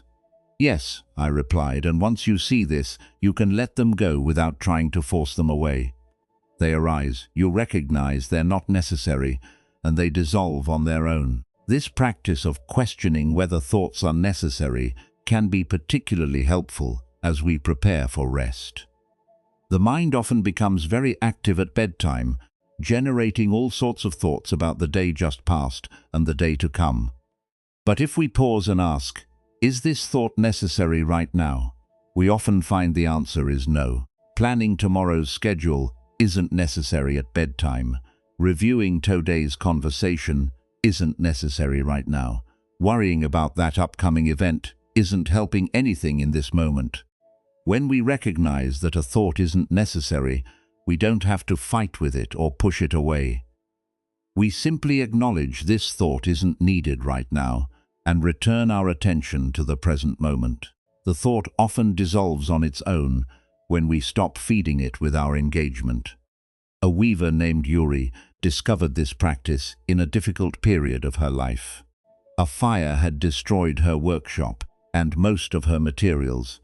She faced the prospect of rebuilding everything from nothing.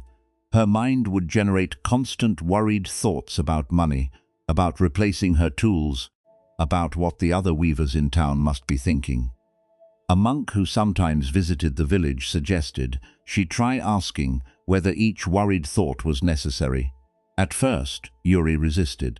These thoughts are all necessary, she insisted. I need to think about these problems. Try it anyway, the monk suggested, just for one evening. Each time a worried thought arises, ask if it's necessary right now in this moment. That evening, Yuri tried the practice. A thought arose. What if I can never afford to rebuild my workshop, she asked. Is this thought necessary right now?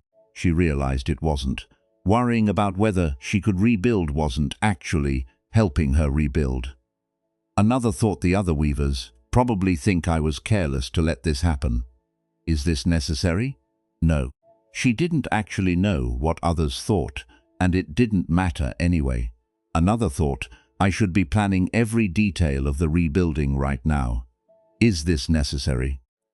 She had already spent the afternoon making practical plans, going over them again in the evening once and revealing anything new. As Yuri practiced questioning her thoughts, she noticed something surprising. Very few of her worried thoughts were actually necessary. Most were just her mind spinning anxiously without any productive purpose. The thoughts that were necessary, like I need to speak with the carpenter about materials, she could write down and address the next day. But the majority of her mental activity was just unnecessary suffering. She was creating through habitual worry. Over time, this practice transformed Yuri's experience of difficulty. She still faced real challenges with rebuilding and finances, but she stopped adding layers of unnecessary mental suffering on top of the actual circumstances. There's another beautiful teaching in Zen Buddhism about how we relate to pleasant experiences. Just as we cling to people and things, we also try to capture and possess experiences. But Zen suggests we can enjoy things more fully when we don't try to own them. A painter named Satoshi lived in a small house near a lake. Every evening, the sunset over the lake was spectacular, painting the water in brilliant colors. Satoshi loved these sunsets and would try to capture them in his paintings. But he was never satisfied with his paintings. They never quite captured the beauty he witnessed. He would work on painting after painting, trying to preserve the sunsets, becoming frustrated when his art fell short of the reality. One evening, an old woman named Chio was walking past his house as he painted frantically, trying to capture the sunset before it faded. "Beautiful sunset," Chio observed. "Yes," Satoshi said, without looking up from his canvas, "but it's fading too quickly. I'm trying to capture it before it's gone," Chio asked simply. Satoshi looked at her in surprise. "So I can keep it, so I can have this beauty whenever I want. But you have it right now. You're just not enjoying it, because you're too busy trying to capture it." Satoshi realized she was right. He was so focused on painting the sunset that he wasn't actually experiencing it. He was trying to possess it rather than simply receiving it. Chio sat down on a bench near his easel. "Watch with me," she said. Together they watched the sunset unfold without any attempt to capture or preserve it. The colors shifted and changed moment by moment. The entire performance lasted perhaps 20 minutes, and then it was over. "Did you enjoy that?" Chio asked. "Yes," Satoshi said, surprised by how much more vivid the experience had been when he wasn't trying to capture it. "Will you remember it?" "I think so. Not every detail, but the feeling of it, yes." "Then you have it. Not in a painting that tries to freeze a living moment, but in your actual experience. This is a different kind of having, one that doesn't require possession." From that evening on, Satoshi's relationship with beauty changed. He still painted, but not with the desperate attempt to capture and preserve. He painted from memory and feeling, allowing his paintings to be interpretations rather than attempts at possession. He found that he enjoyed sunsets much more when he wasn't trying to own them. The same was true of music, of conversations with friends, of pleasant experiences of all kinds. When he stopped trying to capture and keep them, he could actually be present for them. This teaching about enjoying without possessing speaks to a fundamental insight in Zen Buddhism. We suffer not because beautiful things fade, but because we try to make them permanent. We try to freeze moments that are meant to flow. We try to own experiences that are meant to be received and released. When we learn to appreciate beauty without needing to capture it, we discover a freedom in our enjoyment. We can be fully present to each moment because we're not simultaneously trying to preserve it for later. As you prepare for rest tonight, you might notice any ways you're trying to hold on to experiences. Perhaps replaying pleasant moments, trying to capture them in memory. Perhaps already missing something that's still happening. Zen practice invites us to be present to each moment as it unfolds, receiving it fully and then releasing it so the next moment can come. This isn't about not remembering or not caring. It's about experiencing life as it actually is, a flowing river rather than a series of captured photographs. There's a story about a Zen master who was asked, "What is enlightenment?" He replied, "When I'm hungry, I eat. When I'm tired, I sleep." The student was confused. "Doesn't everyone do that?" "No," the master said. "When most people eat, they're thinking about 1,000 other things. When they sleep, they're worrying about tomorrow. When they walk, they're somewhere else in their minds." Enlightenment is simply being completely present to what you're actually doing. This complete presence is what Zen Buddhism has been pointing to all along. Not some special state to achieve, not some complex philosophy to master, but simply being here now, fully present to this moment without adding layers of thought, judgment, resistance, or grasping. As you settle into rest tonight, you can practice this same presence. When lying down, simply lie down. When breathing, simply breathe. When thinking arises, simply notice thinking. When it passes, simply notice the space it leaves. You don't need to be anywhere else or anyone else. You don't need to figure anything out or accomplish anything. You don't need to take anything seriously or hold on to anything tightly. You can simply be here in this moment, exactly as you are. All the teachings we've explored tonight, releasing identity, understanding the mind, working with difficulty, relating to others. All of these point to the same fundamental peace. It's the peace that's available when we stop fighting with reality and simply meet life as it actually is. This peace isn't something you achieve through effort. It's something you discover when you stop creating obstacles to it through your own thinking and resistance. It's been here all along, waiting beneath the surface of your busy thoughts, ready to welcome you home whenever you're ready to stop running away. Tonight you're ready. You can let go of everything you've been carrying and rest in the simple truth of this moment. Nothing needs to be different. Nothing needs to be solved. Nothing needs to be understood more deeply. Just this breath, just this moment, just this gentle release into rest. There's a famous saying in Zen Buddhism, in the beginner's mind, there are many possibilities, but in the expert's mind, there are few. This teaching points to something we often overlook. The more we think we know about something, the less we're actually able to see it. A beginner approaches each moment with fresh eyes. They see what's actually there rather than what they expect to see. They're open to surprise because they haven't yet decided how things should be. But as we gain experience, something shifts. We start seeing through the filter of what we already know. We stop looking at what's in front of us and instead see our ideas about what's in front of us.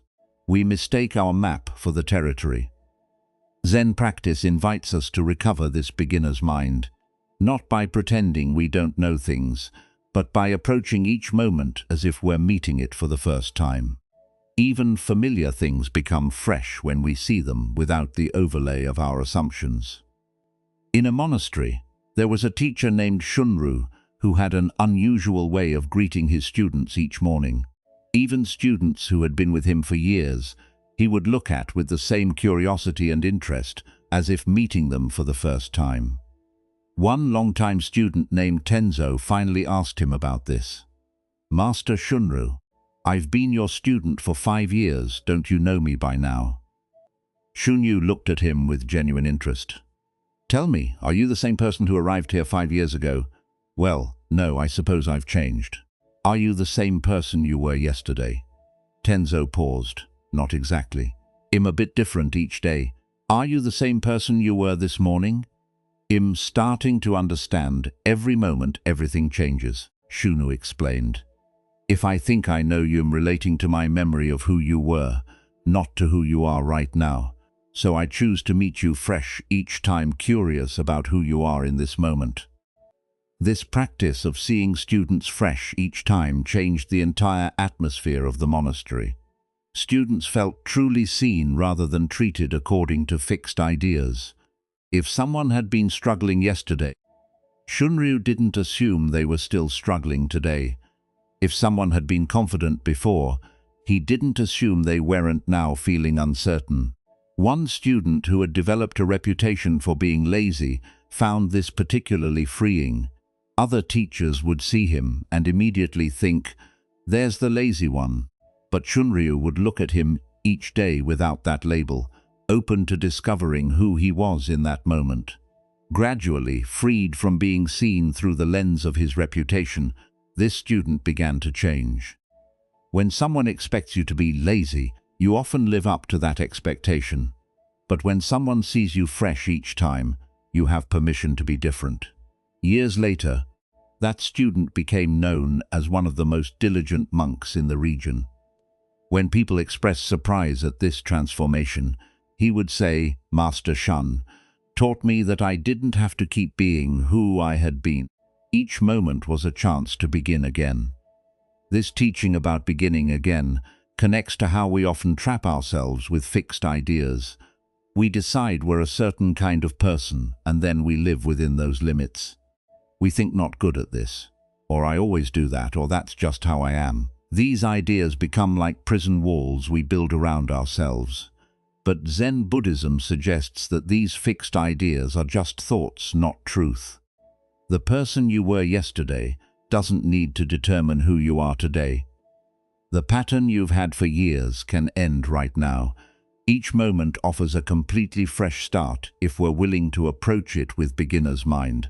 A scholar named Jiro once traveled to visit a famous Zen master named Nansen.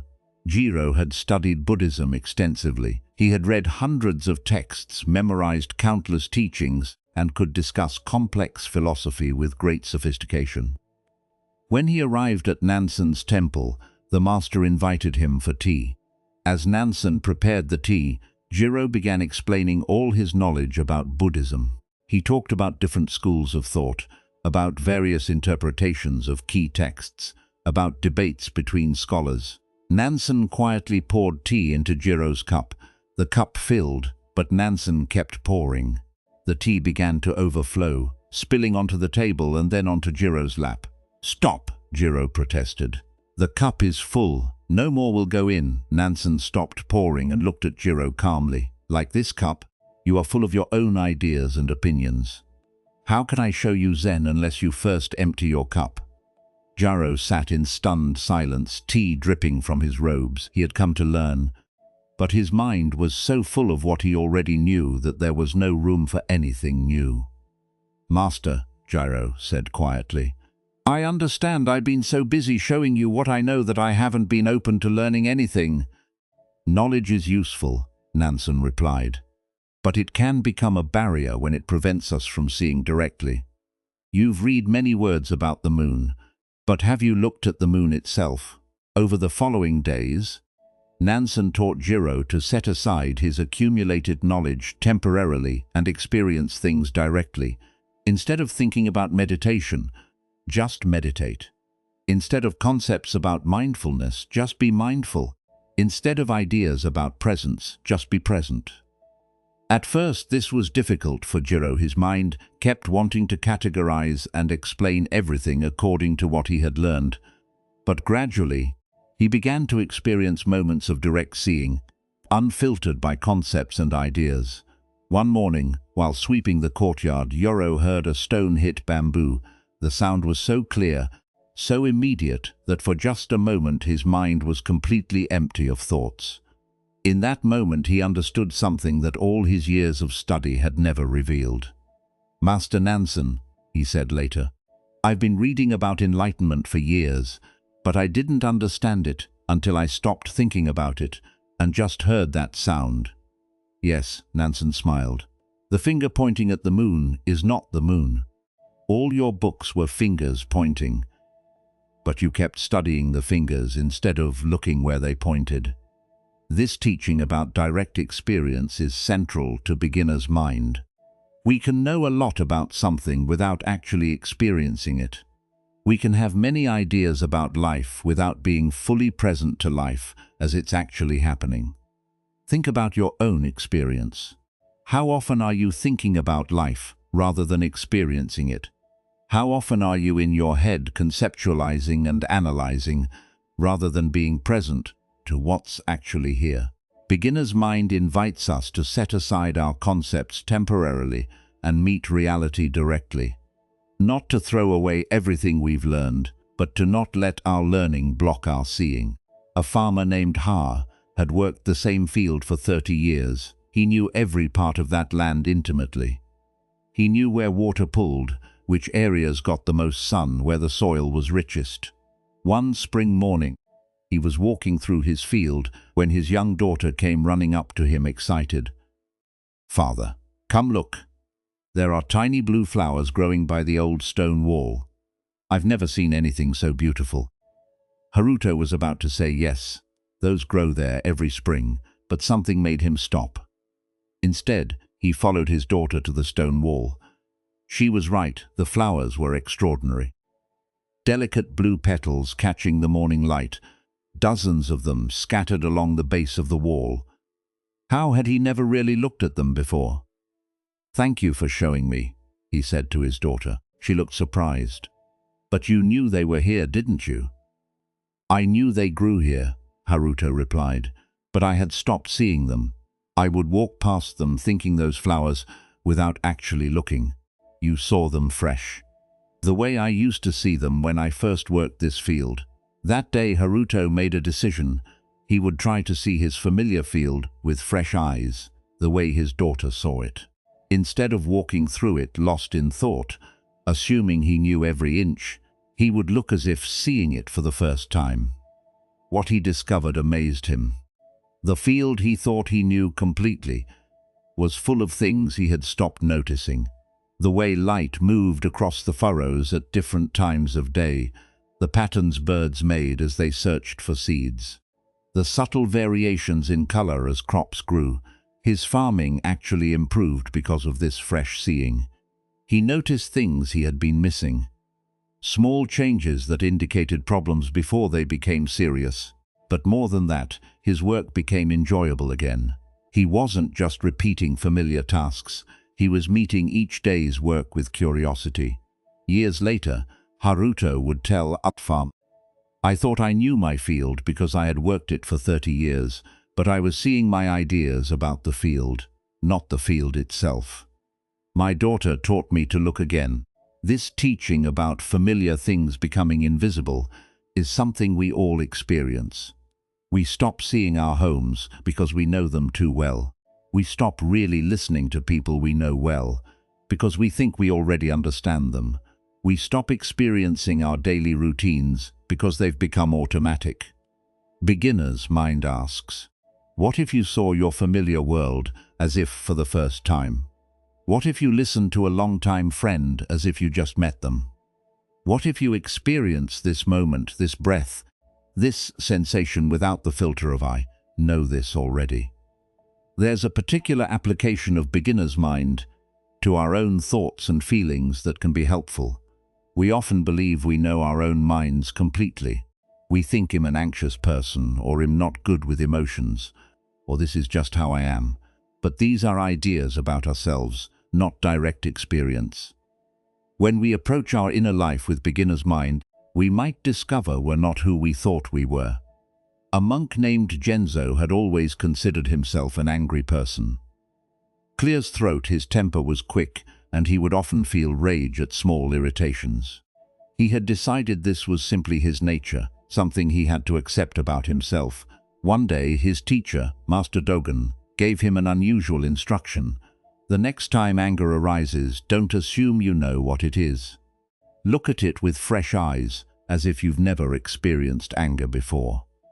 The next time Genzo felt anger building, he tried this approach. Instead of thinking, "Here is my anger again," he looked at what was actually happening with curiosity. He noticed a sensation of heat in his chest, a tension in his jaw, thoughts moving quickly. But when he looked without the label anger, these were just sensations and thoughts, no different in kind from any other experience. He noticed that what he called anger wasn't one solid thing. It was a combination of physical sensations, thoughts, and something else underneath, perhaps hurt or fear. Most surprisingly, when he looked at anger this way, it didn't seem as overwhelming. It was still uncomfortable, but it wasn't the massive force he had believed it to be. It was just energy moving through his body, thoughts arising and passing, sensations that changed moment to moment. "Master Dogen," he said later, "I've been telling myself for years that I'm an angry person, but when I looked at anger with fresh eyes, I saw it wasn't this solid thing I thought it was. It was just a collection of changing experiences." "Yes," Dogen replied. "When we label something, we stop seeing it clearly.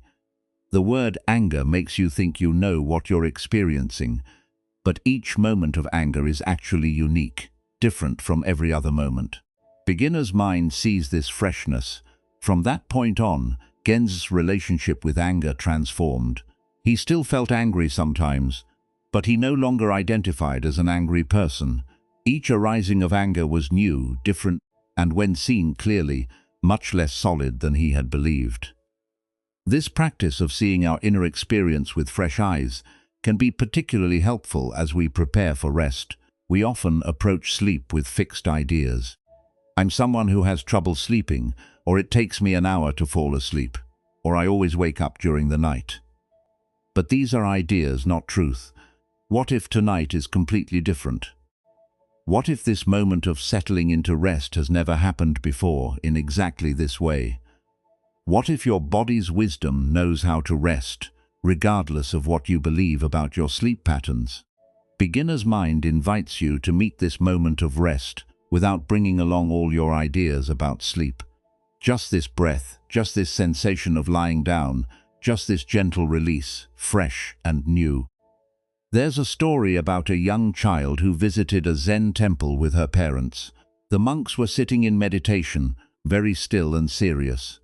The child watched for a while and then asked her mother, "Why are they sitting so still?" Before the mother could answer, an old monk who overheard smiled and replied, "We're practicing noticing." "Noticing what?"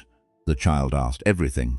The feeling of breathing, the sounds around us, the thoughts that come and go." "But I do that all the time," the child said, confused. "Why do you need to practice it?" The old monk laughed delightfully. "You're right. You do that naturally. We're practicing to remember how to do what you never stop doing." The child wandered off to play, but the old monk sat for a long time thinking about her words. Children have beginner's mind. Naturally, they see things fresh because they haven't yet accumulated layers of concepts and assumptions. They're endlessly curious because they don't think they already know everything. As adults, we lose this natural freshness. We build up so many ideas about how things are that we stop seeing how things actually are. Zen practice is about recovering what we once had naturally, the ability to meet each moment as if it's the first moment. Tonight, as you rest, you have an opportunity to practice beginner's mind. You've never experienced this exact moment before. This breath is completely new. This sensation in your body has never been felt in exactly this way. Even if you've lain in this bed 1,000 times, this moment of lying here is unique. When thoughts arise about sleep or rest or tomorrow, see if you can notice them with fresh eyes. Not this worry again, but here as a thought. Not I never sleep well, but here as a belief. Each thought is new, arising now for the first time in this particular moment. Beginner's mind doesn't require effort. It's actually about releasing effort. Releasing the work of maintaining all your ideas about how things are. It's about seeing what's here when you're not filtering everything through your concepts and beliefs. The peace that comes from beginner's mind is the peace of being fully present. When you're not carrying the past or projecting the future, when you're not filtered through ideas and assumptions, you're just here, and here is always fresh, always new, always offering itself completely. As you settle more deeply into rest, let yourself approach this moment with the same curiosity and openness you had as a child. You don't need to know anything. You don't need to figure anything out. You can simply be here, seeing what's actually present without the overlay of what you think should be present. This fresh seeing is always available. Each breath offers it. Each moment invites you to begin again, free from the weight of who you think you are or how you think things should be. Just this, just now. Just the gentle, fresh reality of being aware, being present, being here. One of the most practical teachings in Zen Buddhism is about contentment, not the kind that comes from finally getting what you want, but contentment that comes from recognizing you already have enough. This recognition doesn't depend on circumstances being perfect or needs being met. It comes from seeing clearly what's actually present in this moment. Most of us live with a constant feeling of not enough time, not enough money, not enough success, not enough peace. We believe that contentment waits on the other side of achieving something, acquiring something, or becoming something different than we are. But Zen practice points to a different source of contentment. It suggests that fullness is always available, not because we have everything we want, but because we're fully present to what we have. There was a monk named Ryoan who lived in a small hut on the side of a mountain. His possessions could be counted on one hand. Clear's throat, one robe, one bowl, one mat for sleeping, a few books. That was all. Visitors would sometimes come to see him, and they were often shocked by his poverty. One wealthy merchant who climbed the mountain to seek his wisdom couldn't hide his pity. "Master Ryoan," the merchant said, You live with so little. Don't you want more comfort, more security? Rioan smiled and gestured toward the open doorway of his hut. Come, sit with me and watch the sunset. They sat together as the sun descended toward the horizon, painting the sky in shades of orange and pink. The mountains in the distance turned purple. Birds called to each other as they settled for the night. A cool breeze carried the scent of pine. They sat in silence for a long time, just watching. When the last light faded, Rioan turned to his visitor. Did you enjoy that sunset? He asked. Very much. It was beautiful. How much did it cost you to watch it? Nothing, of course. And tomorrow when the sun rises, how much will that cost? Nothing, so you see, Rokan said gently. The most beautiful things in life cost nothing at all.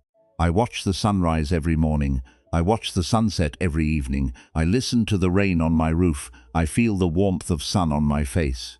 I taste the simplicity of rice in my bowl. I am rich beyond measure. The merchant looked around the bare hut again, but this time he saw it differently. There was a kind of spaciousness in the emptiness, a peace in the simplicity. Rioan wasn't suffering from lack. He was enjoying abundance that required no money at all. But what about security? The merchant asked. What if you get sick?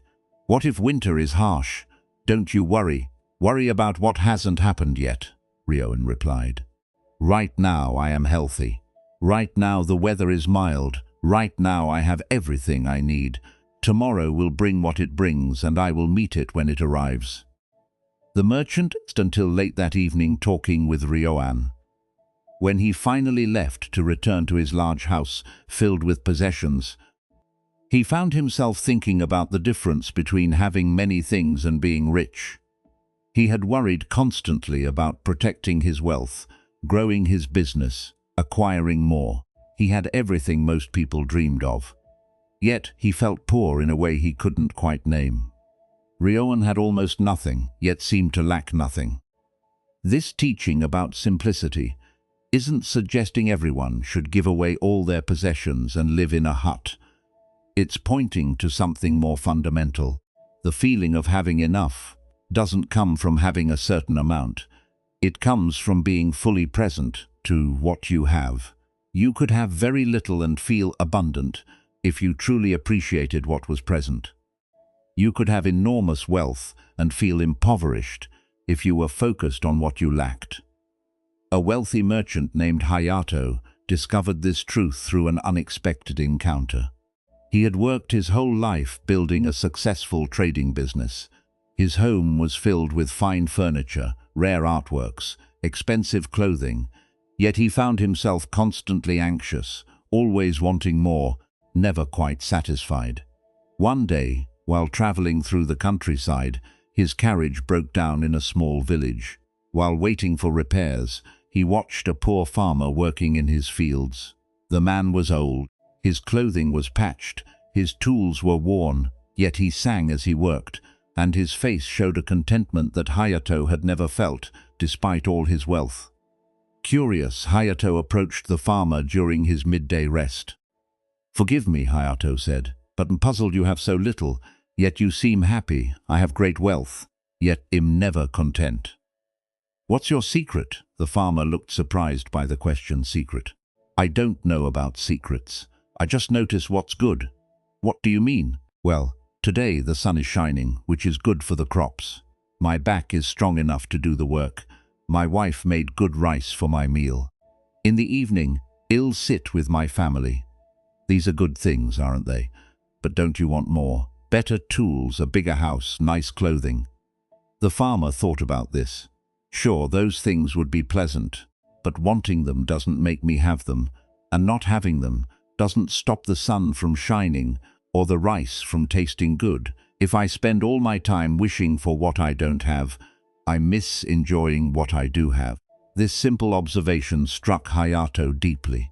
He had spent so much energy focusing on what he lacked, what he wanted to acquire, what he needed to protect, that he had forgotten to notice what was actually present in his life. When he returned home, he tried an experiment. Each evening before sleep, he would think of 3 things from that day that had been good. not extraordinary things, just simple good things that he might normally overlook. The first evening he struggled. His mind kept wanting to focus on problems and worries, but he forced himself to find three things: the taste of his morning tea, a kind word from one of his employees, the feeling of his comfortable bed. Over weeks and months, this practice changed something fundamental in Hayato. He began noticing goodness throughout his day, not just during his evening reflection. His wealth hadn't changed, but his experience of his life transformed completely. He discovered that he had always been rich in simple pleasures, but he had been too focused on accumulating more to notice them. This practice of noticing what's good is central to Zen Buddhism's approach to contentment. Not positive thinking that pretends difficulties don't exist, but genuine recognition of the good. That's actually present even in the middle of difficulty right now. For example, what's good? Perhaps you're lying somewhere comfortable.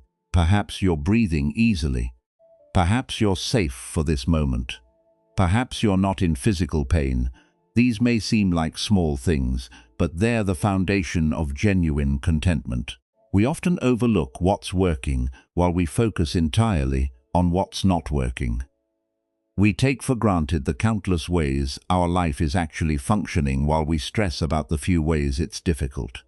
In a village, there was a woman named Akiko who had developed a reputation for complaining. Nothing was ever quite right. The weather was too hot or too cold. Her neighbors were too noisy or too distant. Her work was too hard or too boring. She had trained her mind to find fault with everything.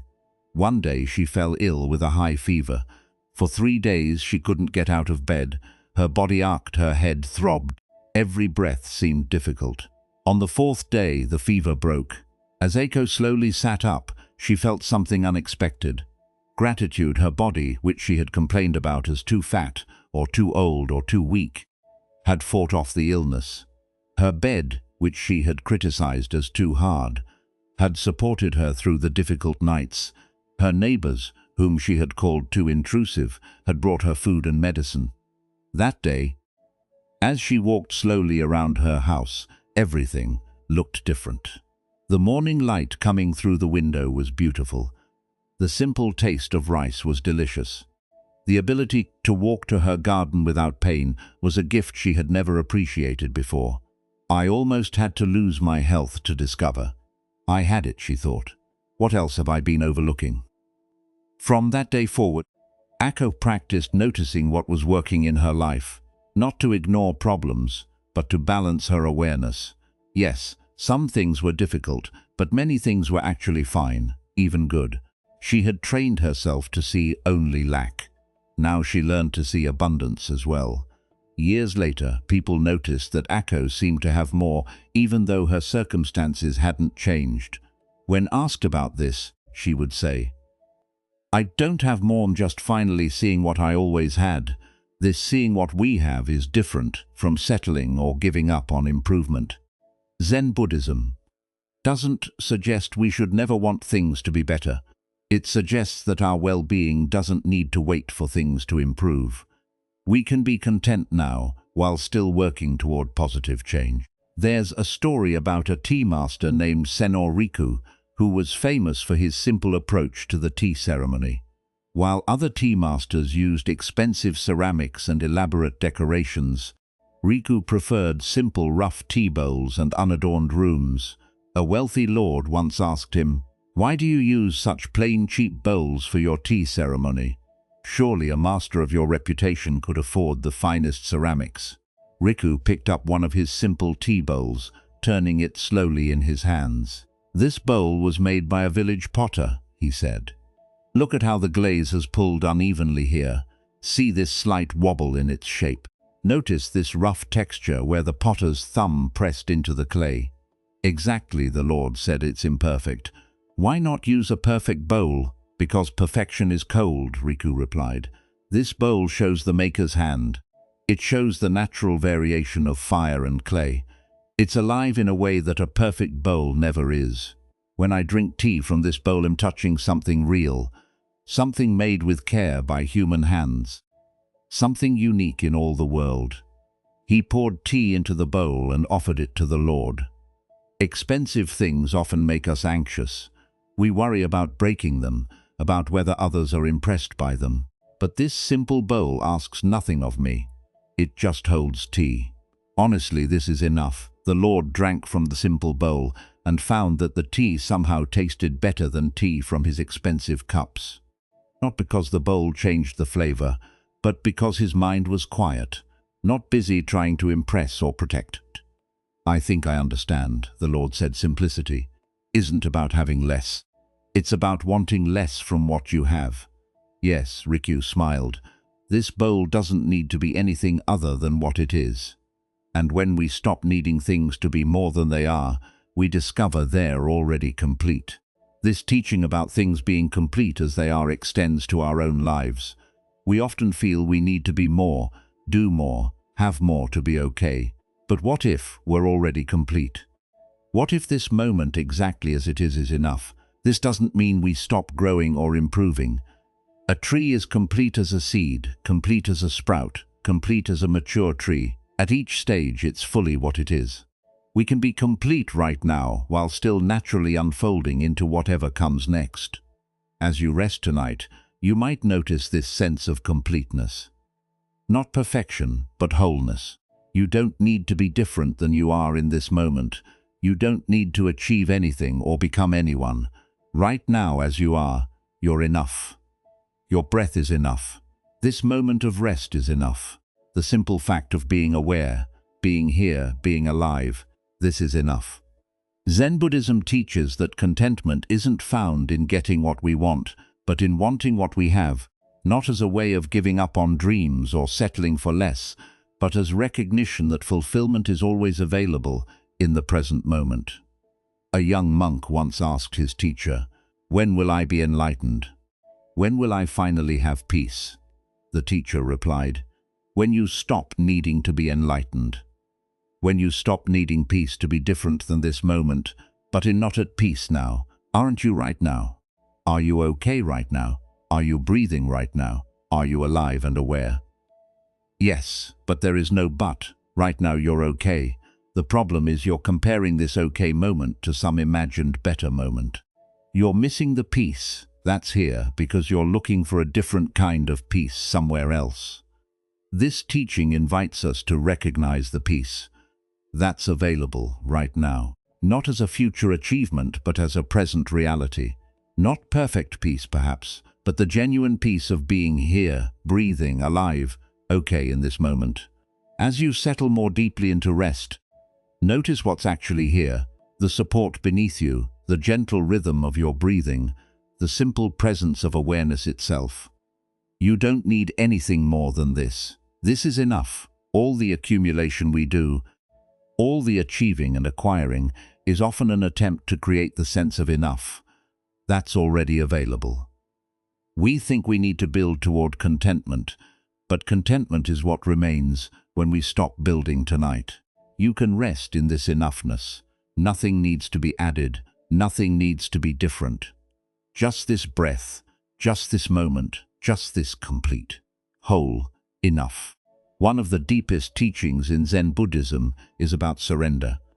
Not surrender as defeat or giving up, but surrender as a kind of wisdom. It's the recognition that some things cannot be controlled, and that trying to control them often creates more problems than it solves. We spend enormous energy trying to manage outcomes, force results, and make things happen according to our plans. But Zen practice suggests that there's another way. We can work with life instead of against it. We can respond to what is instead of fighting for what we think should be. This surrender isn't passive. It's actively letting go of what we can't control so we can respond skillfully to what we can influence. It's the difference between swimming against a current and learning to move with the water's flow. There was a ferryman named Tishi who worked on a wide river, carrying passengers from one bank to the other. He had learned his craft from his father, who had learned it from his father before him. 3 generations of knowledge about this river. One day, a young boatman who had just started working on the river came to Tishi for advice. "Master Taxi," he said, "I'm exhausted after every crossing. The current fights me constantly. How do you make it look so easy?" Tishi smiled. "Show me how you row." They went out in the young man's boat, and Tishi watched as he struggled across the river. The young man put all his strength into each stroke, fighting against the current, trying to force the boat to go exactly where he wanted it to go. When they reached the other side, Tishi said, "You're making the river your enemy.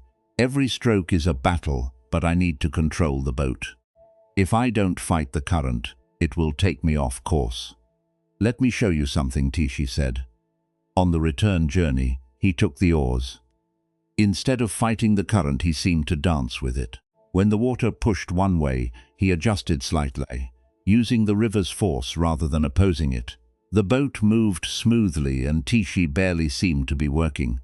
"You see," Tishi explained as they glided across the water, "the river has its own power. I can't control it, but I can work with it. When I feel the current pushing, I adjust. When I sense the water's direction, I use it. The river and I move together."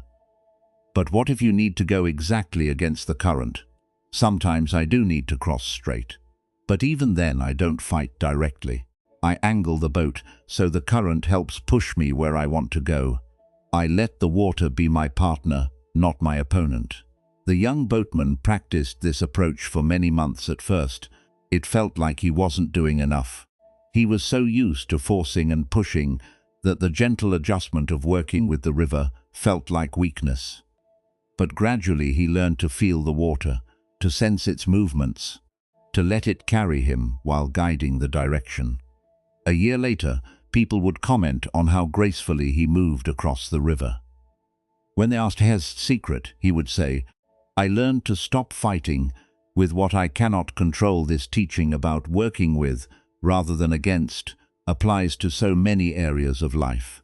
We exhaust ourselves trying to control things that have their own nature, their own momentum. We fight against reality instead of responding to it skillfully. Think about your own life. How much energy do you spend trying to force outcomes, trying to make people be different, trying to control circumstances that are largely beyond your influence?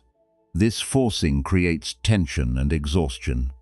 Zen practice invites us to distinguish between what we can influence and what we cannot.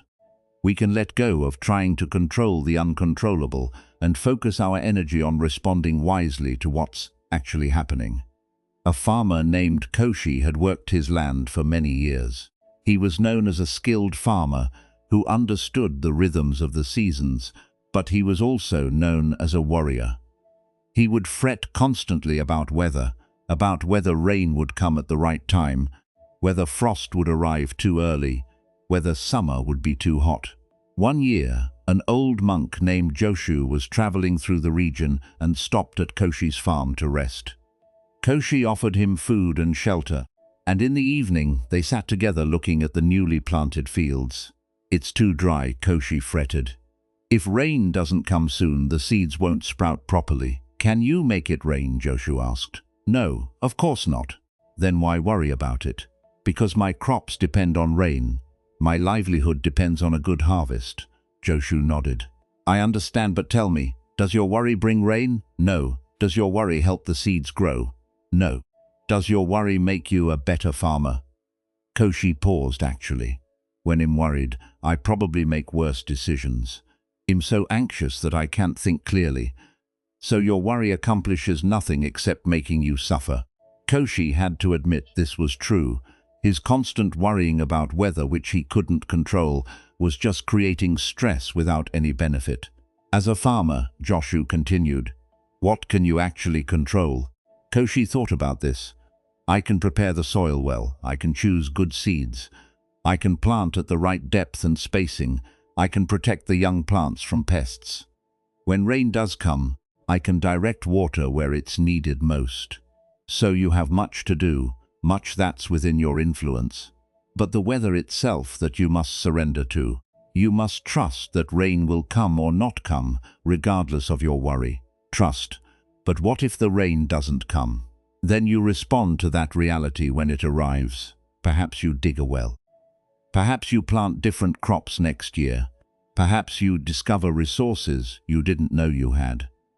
But worrying about it now doesn't help you respond skillfully when the time comes. It just exhausts you. Over the following season, Koshi practiced this approach. When worry about weather arose, he would acknowledge it, and then return his attention to what he could actually do. He couldn't control the rain, but he could prepare for different possibilities. He couldn't control frost, but he could protect his plants in ways that were within his power. Interestingly, the weather that year was quite challenging. Drought came early, followed by unexpected storms. But Kiyoshi found he handled these difficulties better than in previous years. Without the constant drain of worry, he had more energy to respond practically to each challenge as it arose. By harvest time, his yield wasn't the best he'd ever had. But it was respectable given the difficult conditions. More importantly, he had learned something valuable about where to place his energy. I used to think being a good farmer meant controlling everything, he told Joshu when the monk passed through again. Now I understand it means doing what I can and trusting what I cannot control. This teaching about trust isn't about blind faith that everything will work out perfectly. It's about recognizing that some things are beyond our control, and that accepting this reality allows us to respond more skillfully to what we can influence. There's a particular application of this teaching to sleep that's especially relevant. Sleep is something that happens to us, not something we do. We can create conditions for sleep, but we cannot force sleep to occur. The more we try to control sleep, the more elusive it becomes. A monk named Diki struggled terribly with sleep. Each night he would lie down with determination to fall asleep quickly.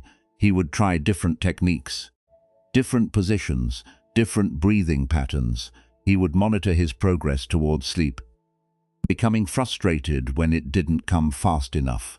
The harder he tried to force sleep, the more awake he became. The more he tried to control the process, the more it resisted him. He would lie awake for hours, tense with effort, willing himself to sleep.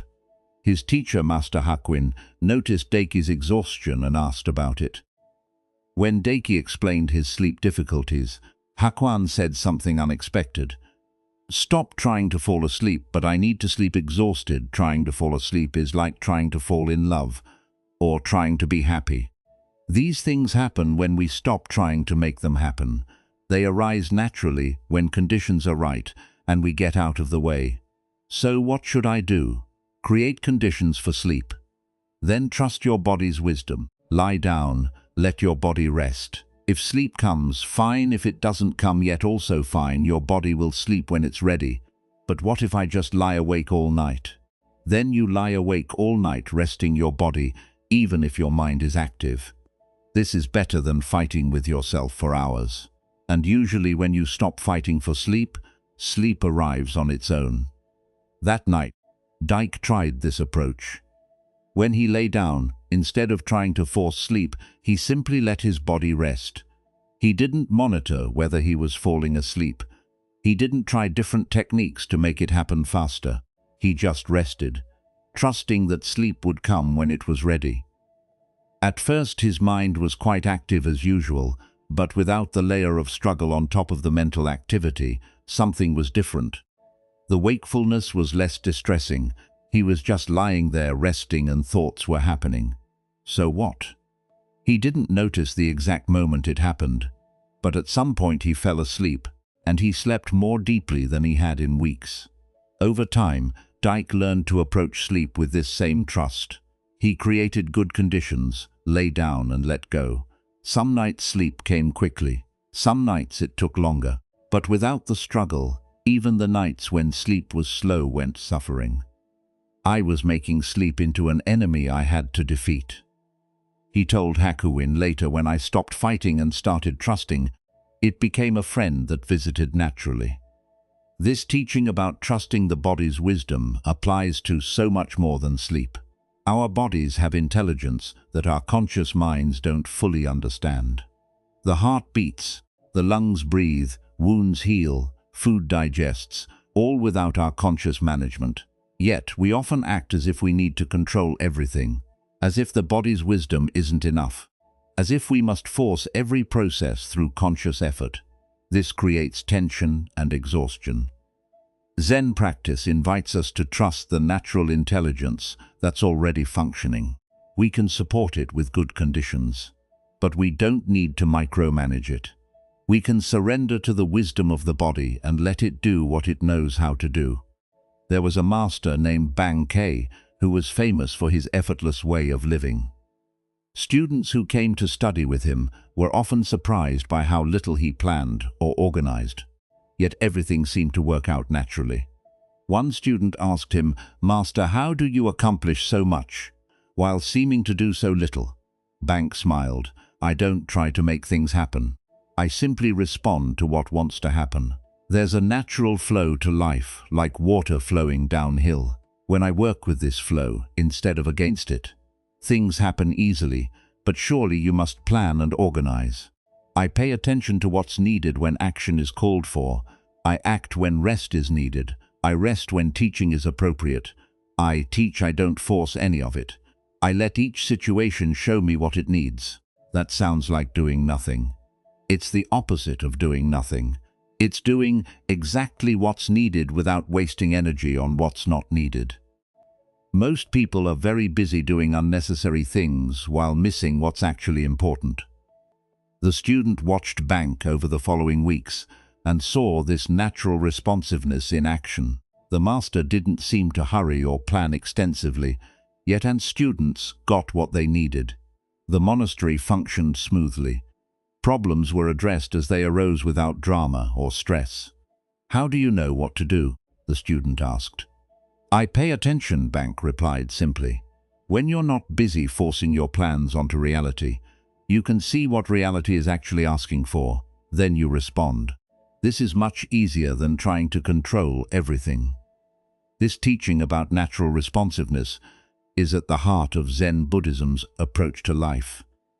We don't need to force everything through effort and control. We can pay attention, respond to what's actually happening, and trust that appropriate action will arise when we're present. As you settle into rest tonight, you can practice this same trust. You don't need to force yourself to relax. You don't need to make sleep happen. You can simply create conditions for rest and then trust your body's wisdom to do what it knows how to do. Your body wants to rest. It knows how to rest. You don't need to micromanage the process. You can surrender to the natural intelligence that's been keeping you alive since before you were born. The intelligence that beats your heart and breathes your breath without your conscious effort. This surrender isn't giving up. It's giving in to what already wants to happen. It's stopping the fight and letting the natural process unfold. It's recognizing that sometimes the most powerful thing we can do is get out of our own way. Trust that your breath knows its own rhythm. Trust that your body knows how to release tension. Trust that sleep will come when you stop demanding it arrive right now. Trust that rest is possible even when the mind is active. Trust the wisdom that's deeper than your conscious thoughts. Zen Buddhism teaches that we are held by something larger than our individual will. Call it life, call it nature, call it the way things are. This larger intelligence includes us and moves through us. When we stop fighting it and trying to control everything, we discover we can rest in it. Tonight, you can practice this rest, not by doing anything special, but by letting go of needing to do anything at all. Just being here, breathing, alive, held by the moment exactly as it is. Surrender isn't defeat. It's the wisdom of knowing what to hold and what to release. Tonight, you can release everything you've been trying to control and trust that you're okay without that control. You can let go and discover that letting go is sometimes the greatest strength of all. As our journey through Zen Buddhism's wisdom comes to its gentle close, you've traveled far, not in distance, but in understanding. You've touched something simple and profound that's been here all along, waiting beneath the surface of your daily thoughts. Tonight, you've explored how to release the burden of identity, discovering that beneath all your roles and labels lies a fundamental awareness that needs no maintenance. You've learned about the nature of mind, seeing that thoughts are like weather passing through the sky of consciousness, unable to disturb the spacious awareness that watches them come and go. You've met difficulty as a teacher rather than an enemy, learning that resistance often creates more suffering than the challenges themselves. You've discovered how to hold others more lightly in your heart, releasing the weight of resentment and seeing the pain beneath difficult behavior. You've found that peace doesn't come from taking everything so seriously, that most of what troubles us needs a lighter touch. You've practiced beginner's mind, approaching each moment fresh rather than filtered through old assumptions. You've recognized the contentment that comes not from having more, but from being fully present to what you have. And finally, you've explored the wisdom of surrender, learning to work with life rather than against it, trusting the natural intelligence that flows through all things. But you don't need to hold on to any of these teachings. You don't need to remember them or practice them. Like seeds planted in fertile ground, they'll grow in their own way and their own time. Your only task now is to rest. Let your breathing slow completely now. Feel yourself sinking deeper into whatever supports you.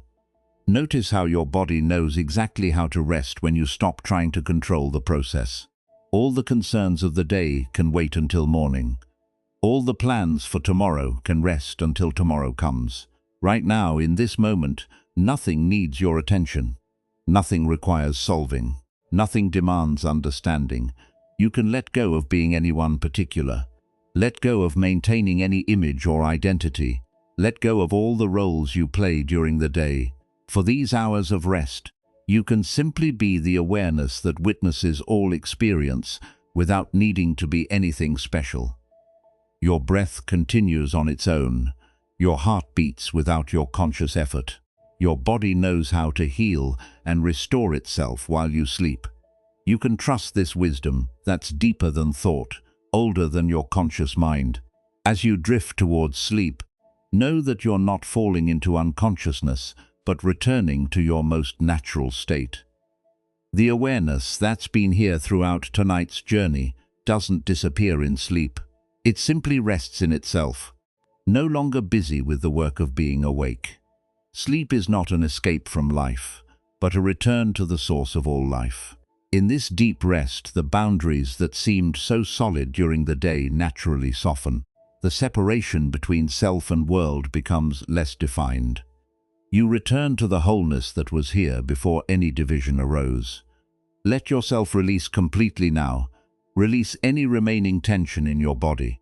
Release any lingering thoughts. Release the need to understand or accomplish or become anything at all. You are held by something larger than yourself, by the bed beneath you, by the moment itself, by the natural flow of life that carries all things. You can rest in this holding, trusting that everything necessary will take care of itself. The peace you've touched tonight isn't something you achieved. It's something you uncovered by removing what obscured it. This peace is always here, always available, always ready to welcome you home whenever you remember to stop running and simply be still. May your sleep tonight be deep and restorative. May you rest in the confidence that you are exactly where you need to be, exactly as you are. May you release all burden and know that this release is not weakness but wisdom. May you wake refreshed, carrying the gentle insights of tonight into whatever tomorrow brings. And may you remember, even if only faintly, that the peace you seek is never far away. It's as close as this breath, this moment, this simple presence. Sleep well, and thank you for joining us here at